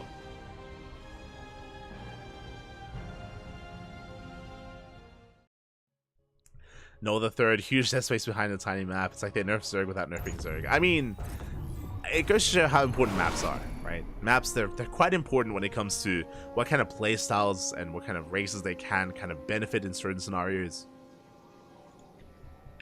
But here we go. We're getting into game number 2. And spawning in the bottom right-hand corner of side Delta, we have our South Korean Protoss player, the Red Protoss, representing CranKy Gaming. It is Hero. And spawning in the top left-hand corner, we have his opponent. We have the blue Zerg player representing Starlight Twinkle. Can he bounce back? He's being forced here onto match point. He needs your support. It is Wayne. Like, on the one hand, like, that map is a little bit brutal in certain aspects because you can abuse, oh god, you can abuse the third base location. At the same time, because of the short rush distance by ground, all-ins can hit quite hard, and I mean, Wayne almost broke Hero, right? With his Ling Hydra push, he almost broke him. As Wayne, he does fight for the natural. Ay, that is a brutal position for Wayne. His natural is going to be so delayed as a result. For Wayne to pull a second probe, to pull a second worker to fight here at the natural base, forced to eventually expand. Did go pull first though. Interesting. Okay. Very interesting here. Wayne did go pull first, so he will have access to faster Lings and faster Queens. But he doesn't bank up Larva. Okay. What do you have for us? I am curious. Behind this is going to be a gate expanded Cyber Core standard opener here out of Hero. Meanwhile, Wayne, he's only making a handful of Lings.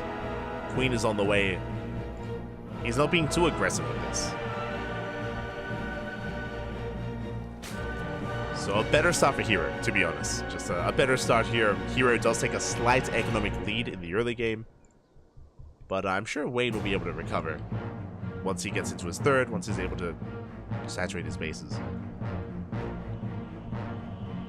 It is just a nice little start for Hero. And the Slings are moving out. Hero once again does cancel Warp Gate, going into a Stargate opener, into Oracles. This time the rush distance by ground on side Delta is a little bit longer, so Hero should not be able to delay the third the way that he did in the previous game. Wayne should be a little bit more secure here.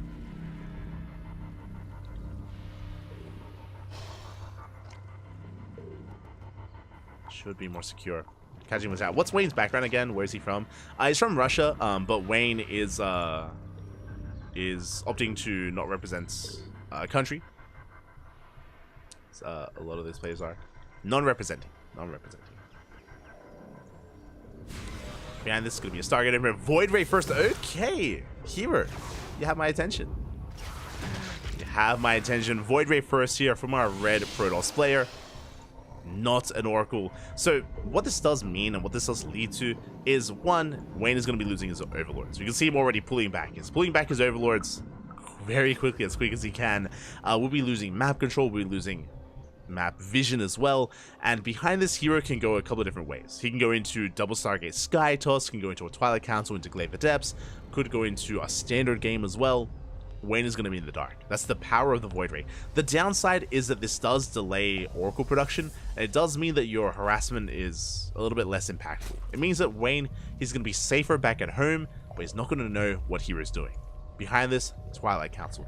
This feels like Glaive of Depths. It's a Twilight Council without a Forge. It feels like Glaives, but we have seen Hero go for Blink Stalkers in this position into a Blink Stalker all-in the past. So I don't want to rule that out. If this was any other player, I would say Glaives. Because it's Hero, I have to keep Blink in the conversation.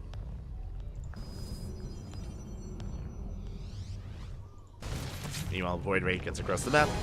Threatens the third. Oracle rotating around as well.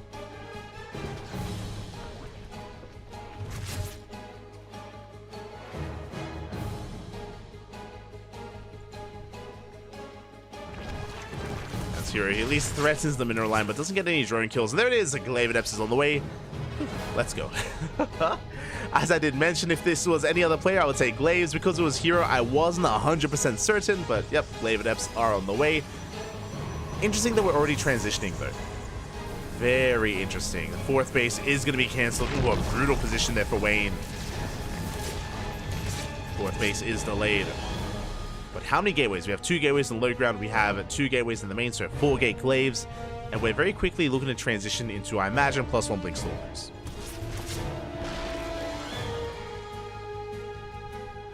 Meanwhile, Wayne, checking his tech here, did not throw down a Roach Warren. Uh-oh. No Roach Warren. He does have a Baleen Nest, so he will have an answer to these Glaive of Depths, but it's not going to be pretty. It's not going to be clean.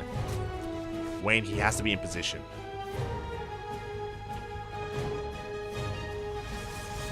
Again, you can defend against Glaive Adepts with Ling Bane, but you need to be able to keep up with the shades, specifically with those Banelings.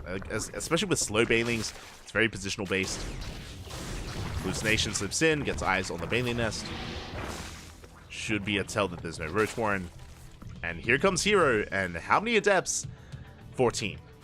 Oh boy, that's a lot of Adepts, Papi. That's a lot of Adepts. We have 6 Banelings on the way. We need them desperately. Without them, there's no holding. There's no defending. The Banelings are spotted. And we shade towards the third. We ignore the natural, we go for the third base instead. Drones are getting picked up. Oh, we're chasing them down. We are going to be chasing them down. At the same time, we don't commit to the shade. Banelings were keeping up. We get eyes on the fourth. The drones do survive. And we are amassing enough Ling Bane. We should be able to hold on. But Hero, he's still trading well here against all these things. Bane as they connect. Decent connections. But the Adepts are still trading well here. Finally, they get cleaned up. But looking at the unit slots tab here, 40 Lings. 40 Lings, 6 drones, and a Queen for 14 Adepts. Pretty worthwhile trade here for Hero. And bearing in mind, behind this, we already have +1 finishing, and Blink is on the way. Now, thankfully, Wayne can counterattack, and he should be able to cancel this fourth. Gets us around.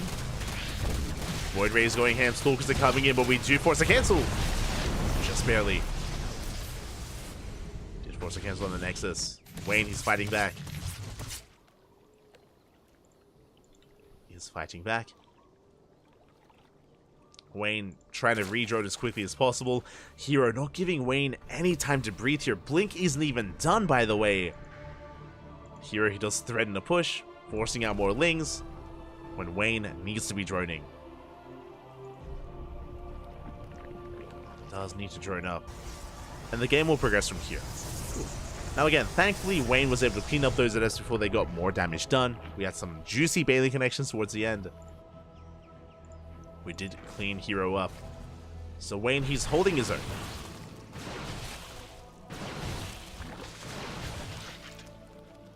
He is holding his own.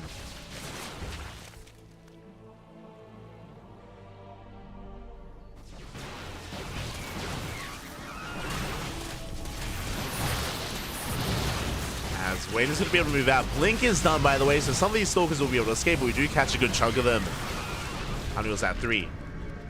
3 Stalkers go down. Not bad. Wayne pulling back. His creep is okay in the center of the map. It's a little bit lackluster towards the north, and that's exactly where Hero's pushing. Does smell weakness. Blink is done. They show us how well can we blink. We are surrounded. It's around there by Wayne. Oracle needs to support as well. Yeah, with the help of the Oracle, Lings are forced back. We do bleed out the Void Ray. Charges on the way, and Hero, he doesn't turn around. Doesn't pull back home. He applies a little bit more pressure, poking in. Roaches are on the way. We need those Roaches. So many Lings going down here. And Hero, I don't think he should be able to break through yet, but yeah, the Baileys are going to have a hard time dealing with these Stalkers. They are rolling in. Good Lings, good spread here by Hero. He splits. The splits, Papi. Yeah, the bait is being shut down. Lings are running out. There's only a handful of Roaches left, and Hero, he is breaking through. Good concave, good splits. Roaches are coming out, thankfully. But with these reinforcements, Hero, he's gaining ground. Boys, they have to be pulled. Wayne, he realizes how much danger he's in. He has to pull the boys. Leaves out a couple of them. And Hero, he's just been like warping it back at home, by the way. Like, he's just been reinforcing back at home. He has no War Prism, he has no Gateway, has no Pylon, and he still has too much. Even with these late reinforcements, it doesn't even matter. Hero, he overwhelms, he breaks the 4th base, 19 drones go down. Again, this push just never ended. Never allowed Wayne to recover. So much pressure here from Hero. GG gets called, and Hero will take the series 2-0, advancing on to the grand finals. GG. Once Hero starts, he never stops. It was very impressive there. After the Glaive Adepts, he was very quick to get into his Blink Stalkers, and very quick to just get in the face of Wayne, not giving him any breathing room whatsoever, making it awkward for Wayne to actually get his economy going. Remember, it took him a little bit longer to drone up to 80. It took him longer to get into a good saturation, into a good point of saturation. And because Wayne started with Ling Bane, because he had delayed Roach Warren, it meant that he didn't have the most amount of roaches to work with, which is why Hero broke through. It took a little bit too long for those roaches to mass up. By the time they did, they had no support. What I refer to in this like ZVP dance of Roach versus Stalker, you need links. You need those links to help buffer and help tank shots from the Stalkers. Otherwise, roaches are a little bit vulnerable and they do go down, and they're quite expensive, larva-wise and resource-wise, to replace. So Hero, he was aware that he was very, very quick to make sure he was keeping the link count low, and GG, well played. Hero does take it in the end, but a big shout out to Wayne, because even though Wayne goes down in the semifinals, he still made it to the semifinals. He still took down Dark to get there, so very impressive stuff. Again, we mentioned before that when it comes to upsets, when it comes to Wayne popping off, we've seen him defeat Dark in the past, we've seen him even take maps off of Cyril in the past. Wayne, this is ZVZ at least is the matchup that he can maybe thrive in the most. Here in these other matchups, he's still good, but Hero is arguably the best Protoss in the world right now, so it's a tough ask there, and Wayne unable to cause a second upset, but a good run nonetheless. A very nice run, a very nice performance, as we are going to be getting ready for our next series. We're getting ready for the Grand Finals. Hero advances onto the Grand Finals, and who is ready and waiting for him? It's going to be a Protoss player. It's going to be a PvP between Hero and MaxPax. Let's go. Oh my god. Happy. Let me just quickly set things up.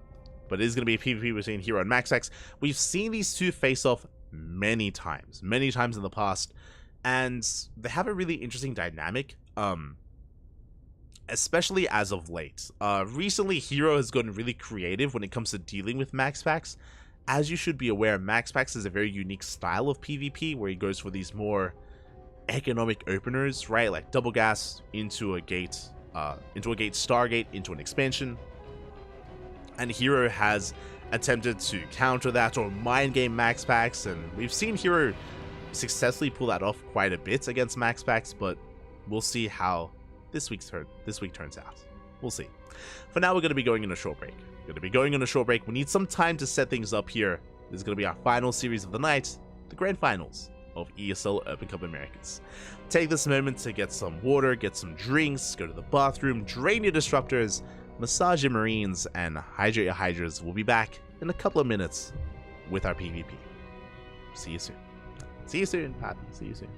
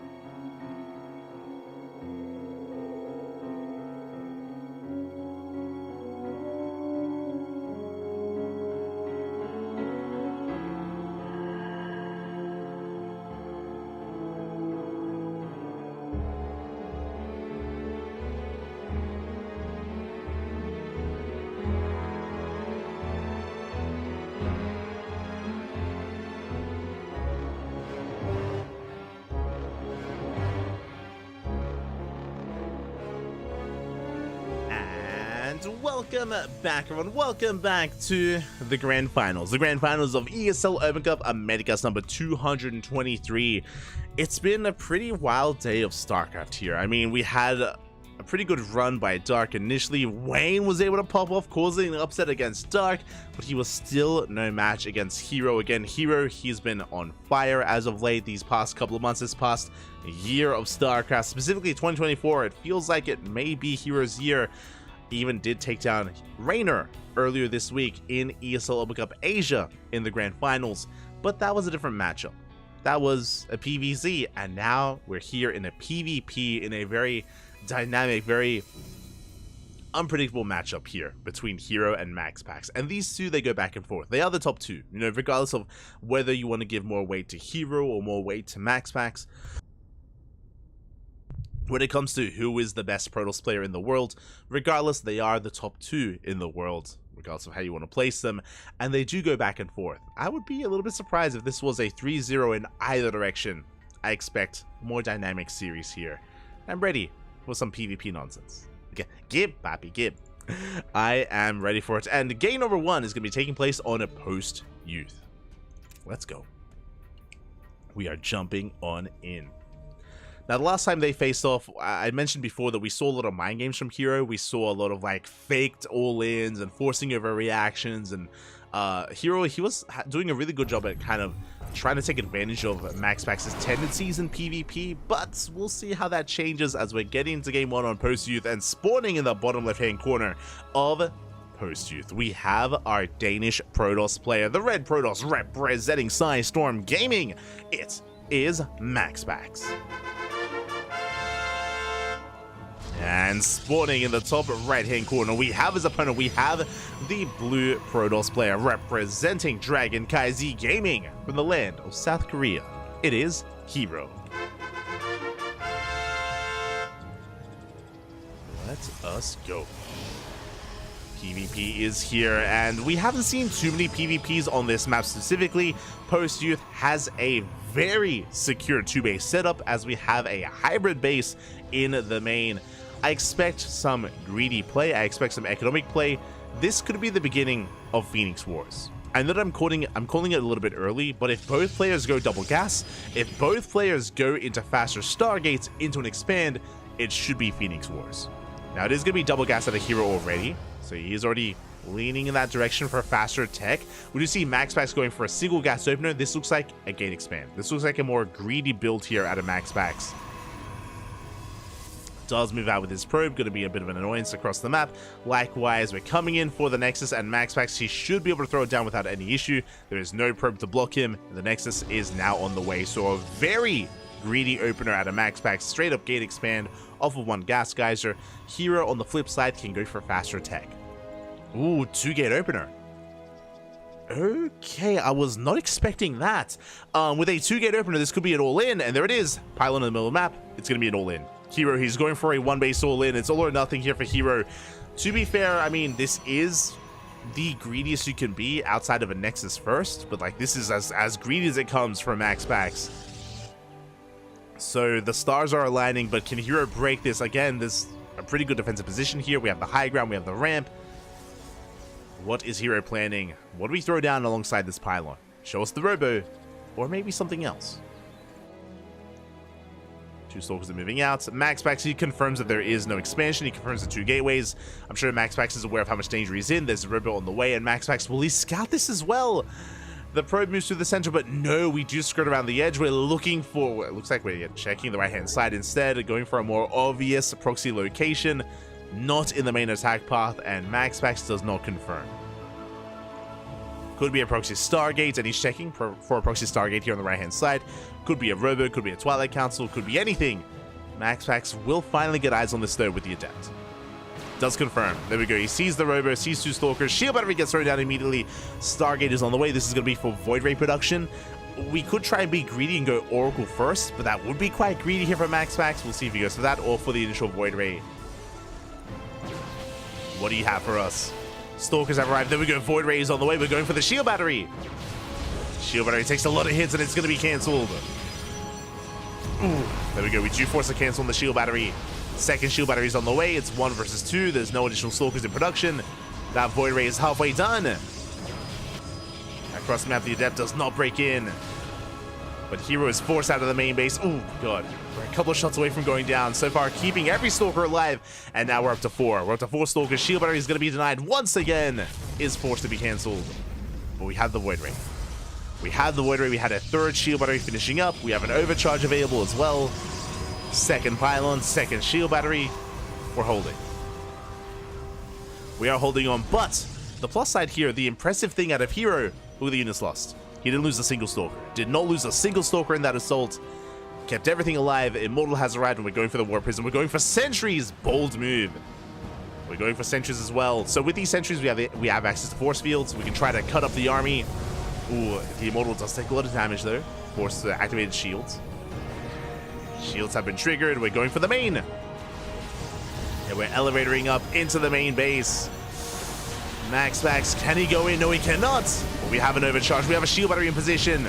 We try to focus on the Void Ray, but alas, we cannot. And Hero is forced out. Is being forced back. I did have to cancel as well. The Immortal, it's gonna be... Oh my god, barely did survive. Almost went down. But Hero, I don't think he was expecting this. This shield battery just kept Max alive. That was again the foresight to have a shield battery in position, to have the overcharge. Hero was not ready for it, and now Hero, he's run out of steam. He's battered, he's bruised.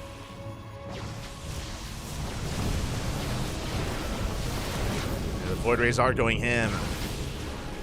Hero, he only lost 1 Stalker so far, but this army, it's just again so low. We will bleed out 1 sentries. No, sorry, we bleed out another Stalker. 2 Stalkers have gone down.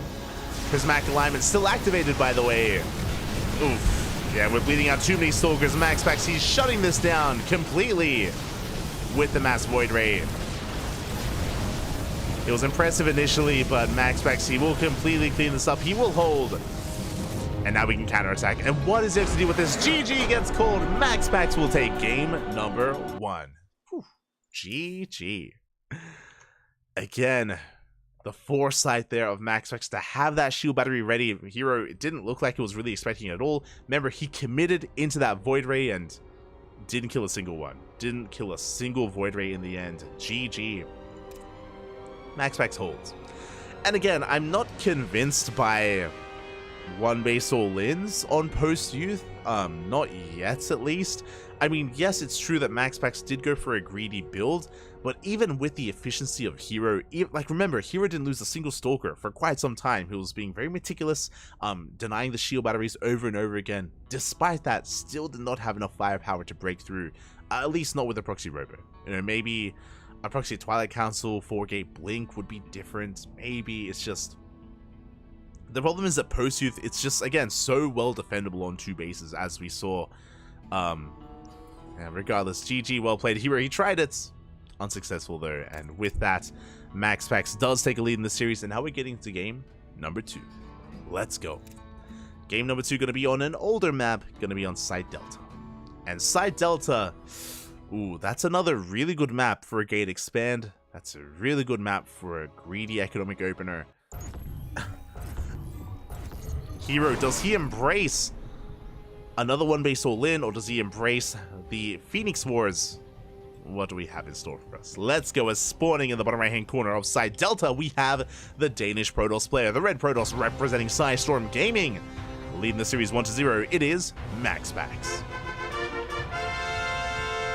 And spawning in the top left-hand corner, we have his opponent, we have the South Korean Protoss player, the Blue Protoss representing CranKy Gaming, DKZ.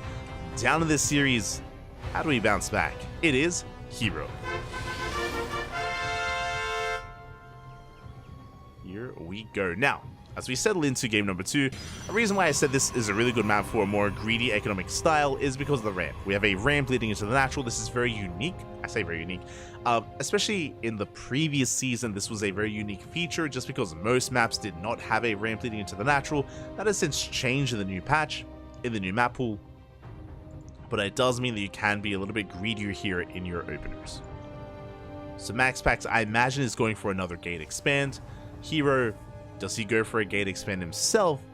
Does he go for a Stargate, or does he go for an all-in? My eyes are on Hero, for the most part. Probes do get across the map. And again, this map is a little more played out, so Hero, I'm sure, is a little more comfortable on side Delta when it comes to whether or not he tries to punish the greed of MaxPax. This time, double gas opener. Double gas opener, what this means is that this is going to be a gate into Cybercore, into Stargate, followed by the Nexus. So MaxPax, he won't be opening up as greedily as he did previously. He's going to be going for a Stargate. Hero also goes to double gas. Should be a Stargate as well. It's a little bit early to call Phoenix Wars, but oh, there we go. Hero does go for the Nexus. Delays his own tech, rushes into that expansion instead. So Hero, he will have a slight economic lead. It's going to be on MaxPax to punish this, and he does go for that Stargate. As you mentioned, double gas usually leads into a Stargate first. It's going to be for an Oracle. Meanwhile, Hero, does he respond with a Stargate of his own? That's what I'm most curious about. I'm not sure if he will. Like, I don't think he enjoys Phoenix Wars, but that's going to be what he has to do if he does get into that Stargate.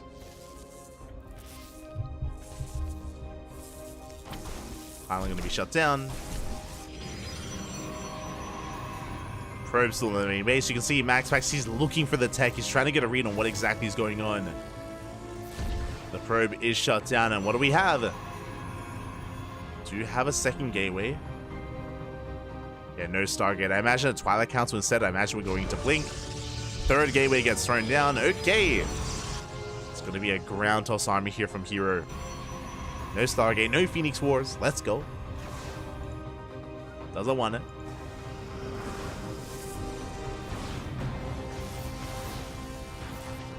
Doesn't want to get into that kind of game here. Hallucinations moving out. Adept and Zelda's going across the map. And Hero will be able to get an economic lead because MaxPax is yet to really establish his natural, but we have the Oracle to make up for that. Oracle's moving out. Shield Battery should finish in the main. Sentries are in position. And remember, Sentries were recently buffed in the new patch, specifically in PvP. They do a lot more DPS, and they are also that much tankier as well against certain units. So we have the stasis in the main base. Here he does react. Does respond in time. Oh, but he does get caught out with 2 probes instead of 1. It's a little bit less than ideal. Not the biggest of deals, though. 2 probes get caught. The Gateway army here is amassing quite heavily. We do not get the Adept. Do you see that? It just barely squeezed through. It was caught between the terrain and the shield battery, and it barely squeezed through. Barely did survive. And 2 Oracles, they get into the main base. No Stalkers in position, by the way. The Overcharge, it does nothing. As 2 Oracles, they one-shot probes. The Overcharge is not going to be enough, and Hero is going all in. It's a straight-up all-in at a Hero, pushing up the ramp. There's a Void Ray, there's a shield battery. The first shield battery gets targeted down, but we have a second shield battery as well. And we're holding. MaxPax, he's forcing this back. We're down to 2 Stalkers. And 2 Sentries. And GG gets called. Hero does not have enough. Not enough to break through the natural. And MaxPax survives, taking a 2-0 lead. GG. Poppy. Let's go. GG, well played. Again, MaxPax able to survive the all-in from Hero. Again, I'm not in love with these all-ins from Hero just because of the maps themselves. Like, I'm not about the execution. The execution, especially in Game 1, was really good. But Post-Youth and Side Delta are both very defendable maps, as you saw with the high ground, with the, of course, SimCity that you have available as well. With the opener, MaxPax was completely fine, completely safe and sound against the 2 builds here of Hero. And now we find ourselves in game number 3. And I'm excited because I heard about game 3. I did hear about it through some of the other casters, through the grapevine amongst the StarCraft scene. Game 3 is not a PvP. Oh boy, Game 3 is a PvT, by the way, as Hero is pulling a Rainer, and he's off racing. Now, not the first time. Like, we've seen Maru off race. I remember Maru off racing against Percival. We've seen Dark off race before. We've seen Dark play Protoss, I think. see Dark play Protoss. I'm pretty sure we've seen Hero play Zerg. Or Terran. No, we've seen Hero play Terran before as well. Like, we have seen some of these Koreans off-race in the past. But to off-race against Max Packs, that is crazy. In the past, when we've seen some of the Koreans off-race, it's usually against lesser players that they think they can get away with. For Hero to whip out the Terran here, I'm excited. I'm really excited to see what he has. I imagine it's very much so like Raynor, where a lot of players actually are really good at a specific matchup to avoid a mirror matchup. So Raynor, of course, he prefers his Protoss compared to his Zerg in ZVZ, or in PVZ compared to his ZVZ. For Hero to play Terran here against Max Packs, I just want to know what build he's going to whip out. I'm curious. Show us what you got, Papi. Show us what you got. We're loading into Crimson Court. Let's go.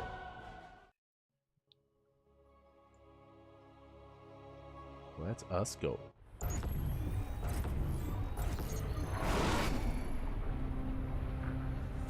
As spawning in the top right-hand corner, of Crimson Court, we have our Danish Protoss player, the Red Protoss, representing Psy Storm Gaming. It is Max Packs.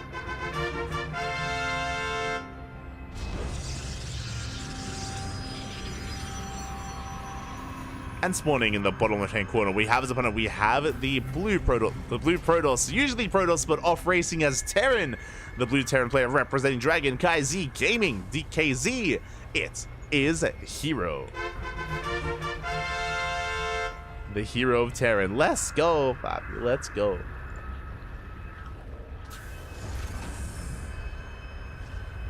Here we go. Hero is going for a proxy Rax. Okay, it's going to be a proxy 2 Rax, I imagine. We are taking gases back at home. Actually, okay, we have options. Sorry. So, if this is a proxy 2 Rax, we would have a second SCV. Is this proxy Marauder? We are rallied into the main. So, I guess it's just going to be Reapers here from Hero. But I'm excited. Again, we very rarely get to see Hero off-race as Terran. Very rarely.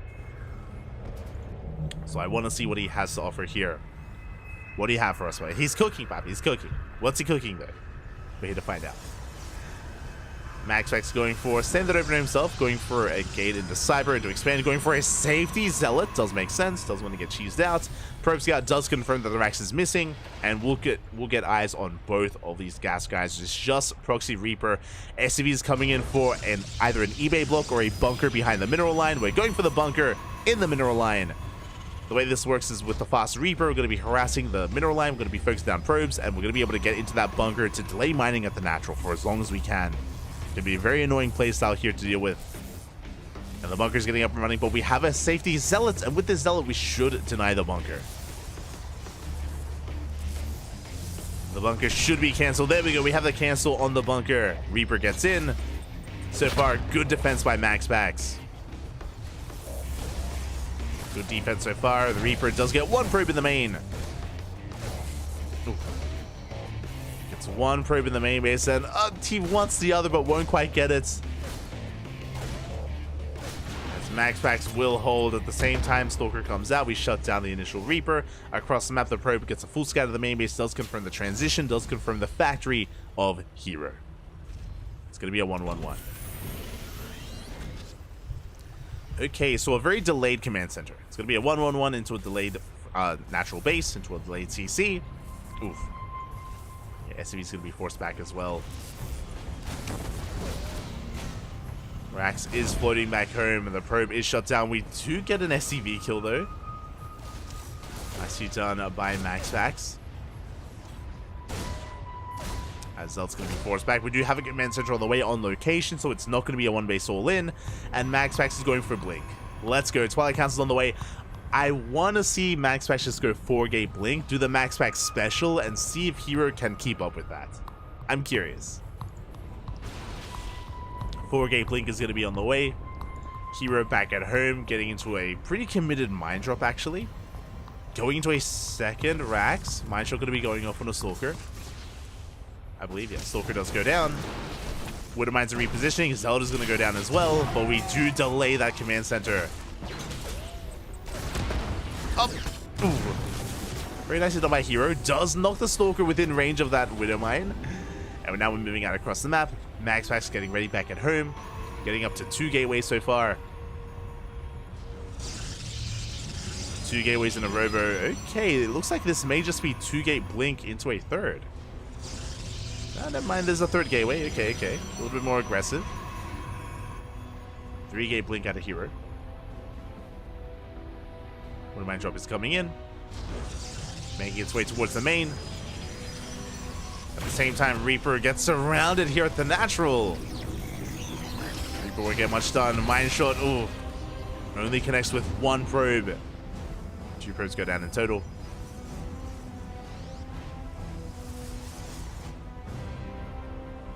And Max actually should be able to hold. He should be able to defend. Gets a couple of SCVs across the map, being so aggressive here. Will be forced out as Hero is actually getting into his 3-1-1 setup into Banshee production. Okay, a very aggressive style out of Hero. He's going for a Mind Drop followed by Banshees followed by a tank push, as tank production has commenced. Very important that it has as well to defend against any Blinkstalker aggression.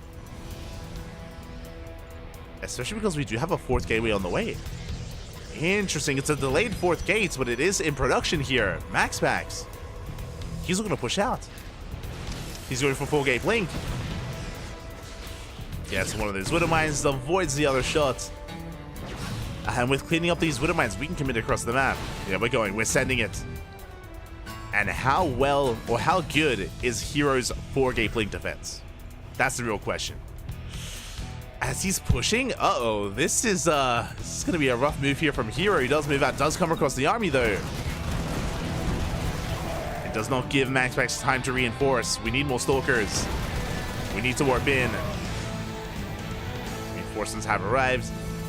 Yeah, there's that warping of Stalkers, and Max is gonna shut this down.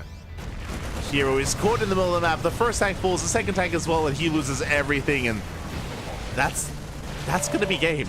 We have some Banshee harassment across the map, which is nice. That's 2 tanks going down. And we do force a recall. Max actually recalls half of his army, sends the other half across the map, and again, Hero, he's down to what? 0 tanks. Bunkers on the way desperately. We have 5 Marines. 1 Raven across the map, 1 tank just barely arrives. The bunker is still on the way. We're on siege! We're caught on siege, and with that, Hero is going to be losing his tank, losing his Raven. Boys are being pulled. We go for the medevac. And Max, he's snowballing out of control. Hero, he just cannot keep up.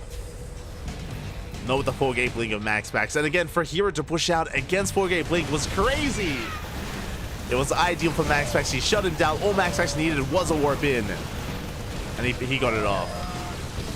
As we get another warp in the main base, the Prism does fall. But Hero, he's bleeding out far too much here. So many SVs going down as we pull the boys. Max he gets 24 SCV kills. Ay. And yeah, Hero, he's just getting picked apart. He is getting picked apart at this point. And again, it was just unfortunate that Hero just happened to be as aggressive as he was against the build of Max. I mean, Hero didn't see the 4th gateway. To be fair, he only saw 3. But even then, against 3-gate blink, I don't think you want to be pushing with your 2 tanks.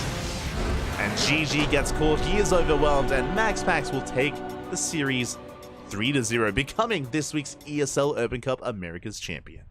GG. Ooh, GG, well played. Congratulations here. Congratulations to Max as he will claim another ESL Open Cup Americas win. Congrats. Again, Max, I didn't even get to talk about it, but he's one of the few Europeans that does stay up for ESL Americas.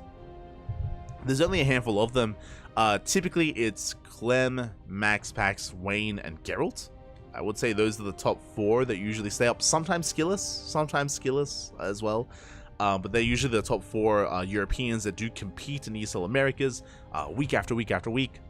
They're the D-Gen squad. They're the Europeans that stay up until 4, 5, 6 a.m. in the morning competing in ESL Americas, and they do quite well for themselves. GG, well played. This week, Max does come out on top here against Hero.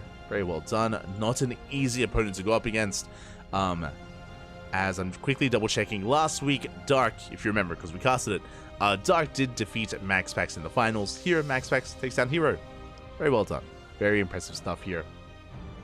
I mean, something that we should bring up, of course, is Hero did off race a little bit, which was interesting. I was really excited to see what his Terran, or how his Terran would compare to MaxPax, but yeah, it was Hero having some fun here towards the end, with unfortunate success for Hero. I wasn't able to really get much done with his opener.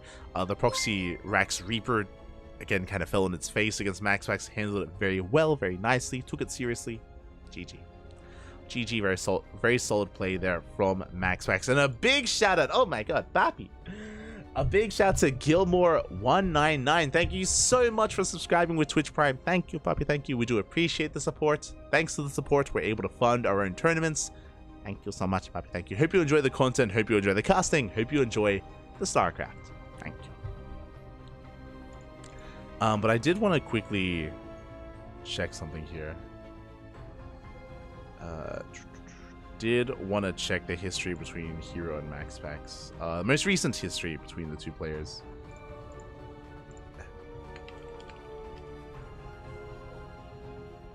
I didn't look it up before the series just because I wanted to avoid spoilers. I didn't know how the series would turn out.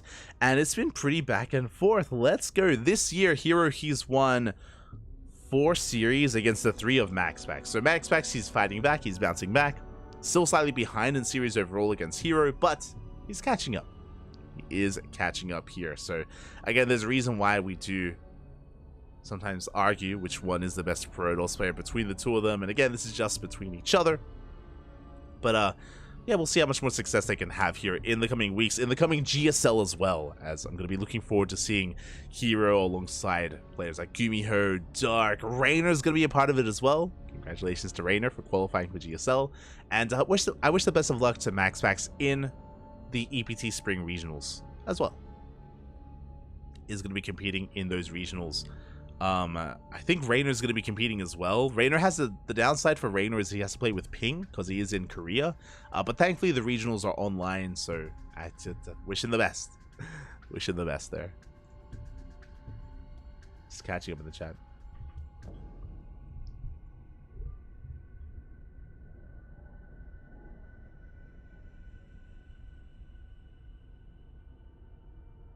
I'm catching up. I just came to the stream. Can anyone explain why Hero is Terran? He picked Terran for the final game. I think as is being mentioned in the series. He was down to 2, decided to try his Terran. Yeah, exactly. Interesting that TVP for Hero seems more viable than his PvP. I don't think that that's the case. I think it's similar to like Raynor's rationale, where for Raynor, for example, I think if we even look at like the statistics, like Raynor, his ZVZ is, I think, better than his PVZ. Like, I think he has more success, like win rates or wins with it.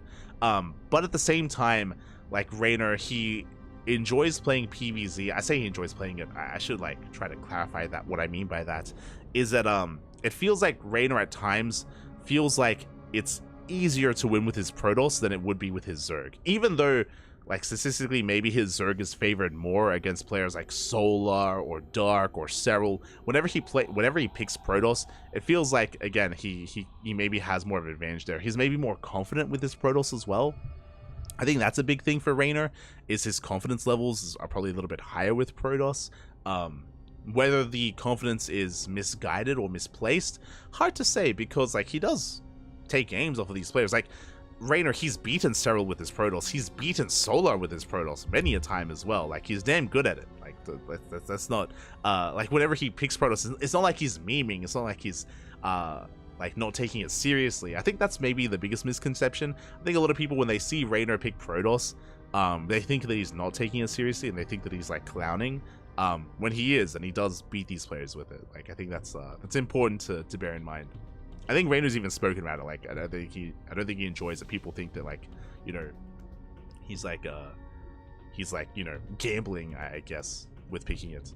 I don't know if I would go that far with Hero, just because I do think that specifically for this series, Hero picked it just because he wanted to have fun. I think that's the case for Hero, just because we haven't seen too much of his Terran. But that could change, right? Like, what if suddenly Hero moving forward, Hero starts playing Terran more against Protoss? That would be crazy. That would be interesting. That would be crazy, especially because like Hero's terrifying in PvP. Like he's scary, but he's also inconsistent. Like recently, we've been seeing Hero lose PvPs to Nightmare. We've seen him lose PvPs to Classic. Maybe there's a bit of a shift going on. Maybe Hero is seriously playing his Terran and practicing, and maybe he does want to play like Raynor in the sense where he wants to avoid the mirror matchup and wants to play his Terran instead. Curious. Well, I mean, time will tell, right? Time will tell if he sticks with it. We'll see, Pappy. We'll see. This is maybe the beginning of something. Maybe.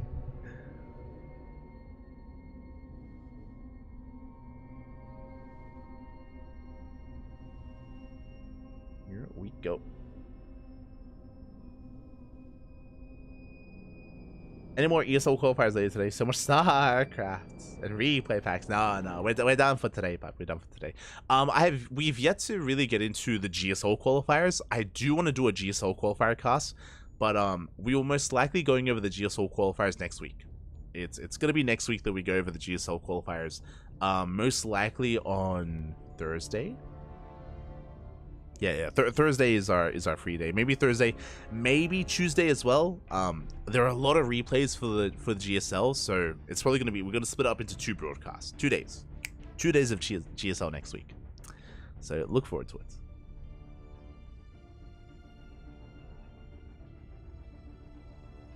Mirror matchups often feel coin flippy. They do. Mirror matchups, they're brutal in that sense.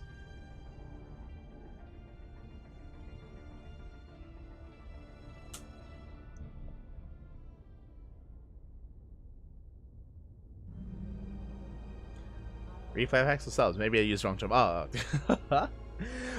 sorry. My mistake. Yeah, true. Yeah, thank you for subscribing. If you want some replay packs, then we do have them available for subscribers. Join our Discord, and you can gain access to our replays. That is true.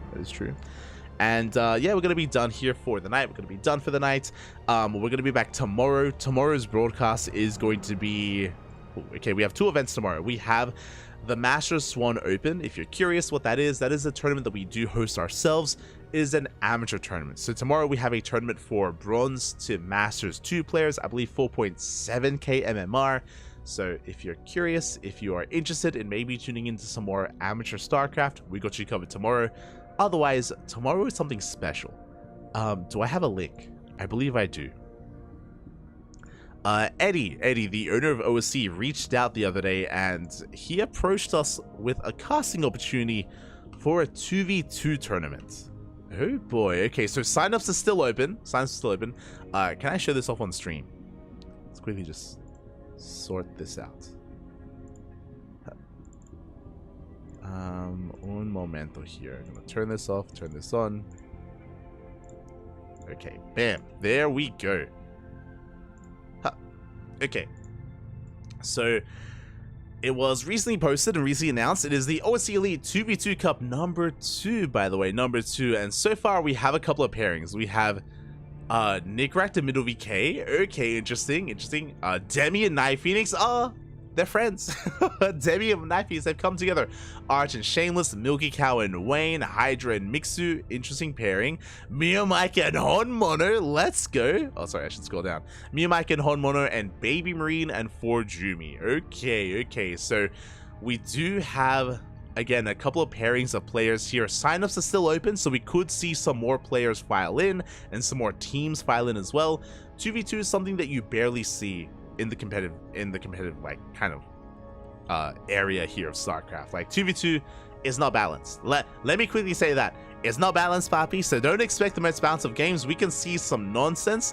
Bearing in mind, the last time we casted a big 2v2 tournament, Raynor and Spirit, they were a duo, and I remember Oh god, was it Spirit was just like a bank? Like Spirit, he was just feeding Reynor and Reynor was going mass muta. I remember that. Like Spirit, he was mass expanding and Spirit had 0 army. He was just sending all of his money to Reynor and Reynor was just going mass muta, for example. Or we had like Oliveira and Cyril, and they were like they were paired so well with each other, like multitasking, like Nidus worms, like drops all over the place. They were just pulling their opponents apart. There's a lot of fun. There's a really fun dynamic with 2v2. Or we could see like Mass Skytoss and Mech versus Mass Skytoss and Mech. Like that's like the meta of 2v2, which is not amazing. But you know, we'll see. So it's gonna be a little bit less serious, a little bit more fun. Again, 2v2 not the most balanced of things, but always a treat whenever we see it. Just because we barely do, right? We rarely see 2v2 tournaments. So this is tomorrow. This is gonna be tomorrow in 24 hours. There you go. In 24 hours at 10 p.m. at KST. It's gonna be what time here? Or just over 24 hours, 11 p.m. my time. Yeah, just 24 hours from now, and then add an hour on top of that, and we'll be live. We'll be live here with the OSC Elite 2v2 Cup. So look forward to it. It's gonna be a lot of fun. So again, not the most competitive of 1v1 tomorrow, but again, if you're a fan of some of these players, if you want to see some high quality 2v2, then we got you covered. We got you covered tomorrow. Otherwise, on Sunday, we're going to be live with Sparkling Tuna Cup. It is our own open weekly tournament where we feature players from all around the world. Players like Nightmare, Christiana, Björn at times. We haven't had Björn for a while, but Nightmare, he made it to the finals last night. He actually went down to Christiana. We were very impressed. Last week's Sparkling Tuna Cup was Christiana versus Nightmare in the grand finals. And Christiana beat Nightmare in a surprising result. I was not expecting it at all, but Christiana has been improving a lot. He's been looking damn good. Likewise, Miyamaika, Honmono, Geralt, Nickrat, Mixu, Iba. Plenty of players out there to keep an eye on and are going to be competing in Sparkling Tuna Cup. Check it out over the weekend. Otherwise, thank you so much for watching. Thank you so much for the support. We do appreciate it. Gracias, papi, gracias. Is Hero vs. Max Max Live or is an old replay? It was a replay from a couple of days ago. We just wrapped up. We just wrapped up. But it was from a couple of days ago. And with that, thank you so much. Thank you so much for watching. Thank you so much for the support. We'll see you guys tomorrow for some more StarCraft action. Until then, thank you for watching. Hasta luego, papi. Hasta luego. Hasta luego. Ciao.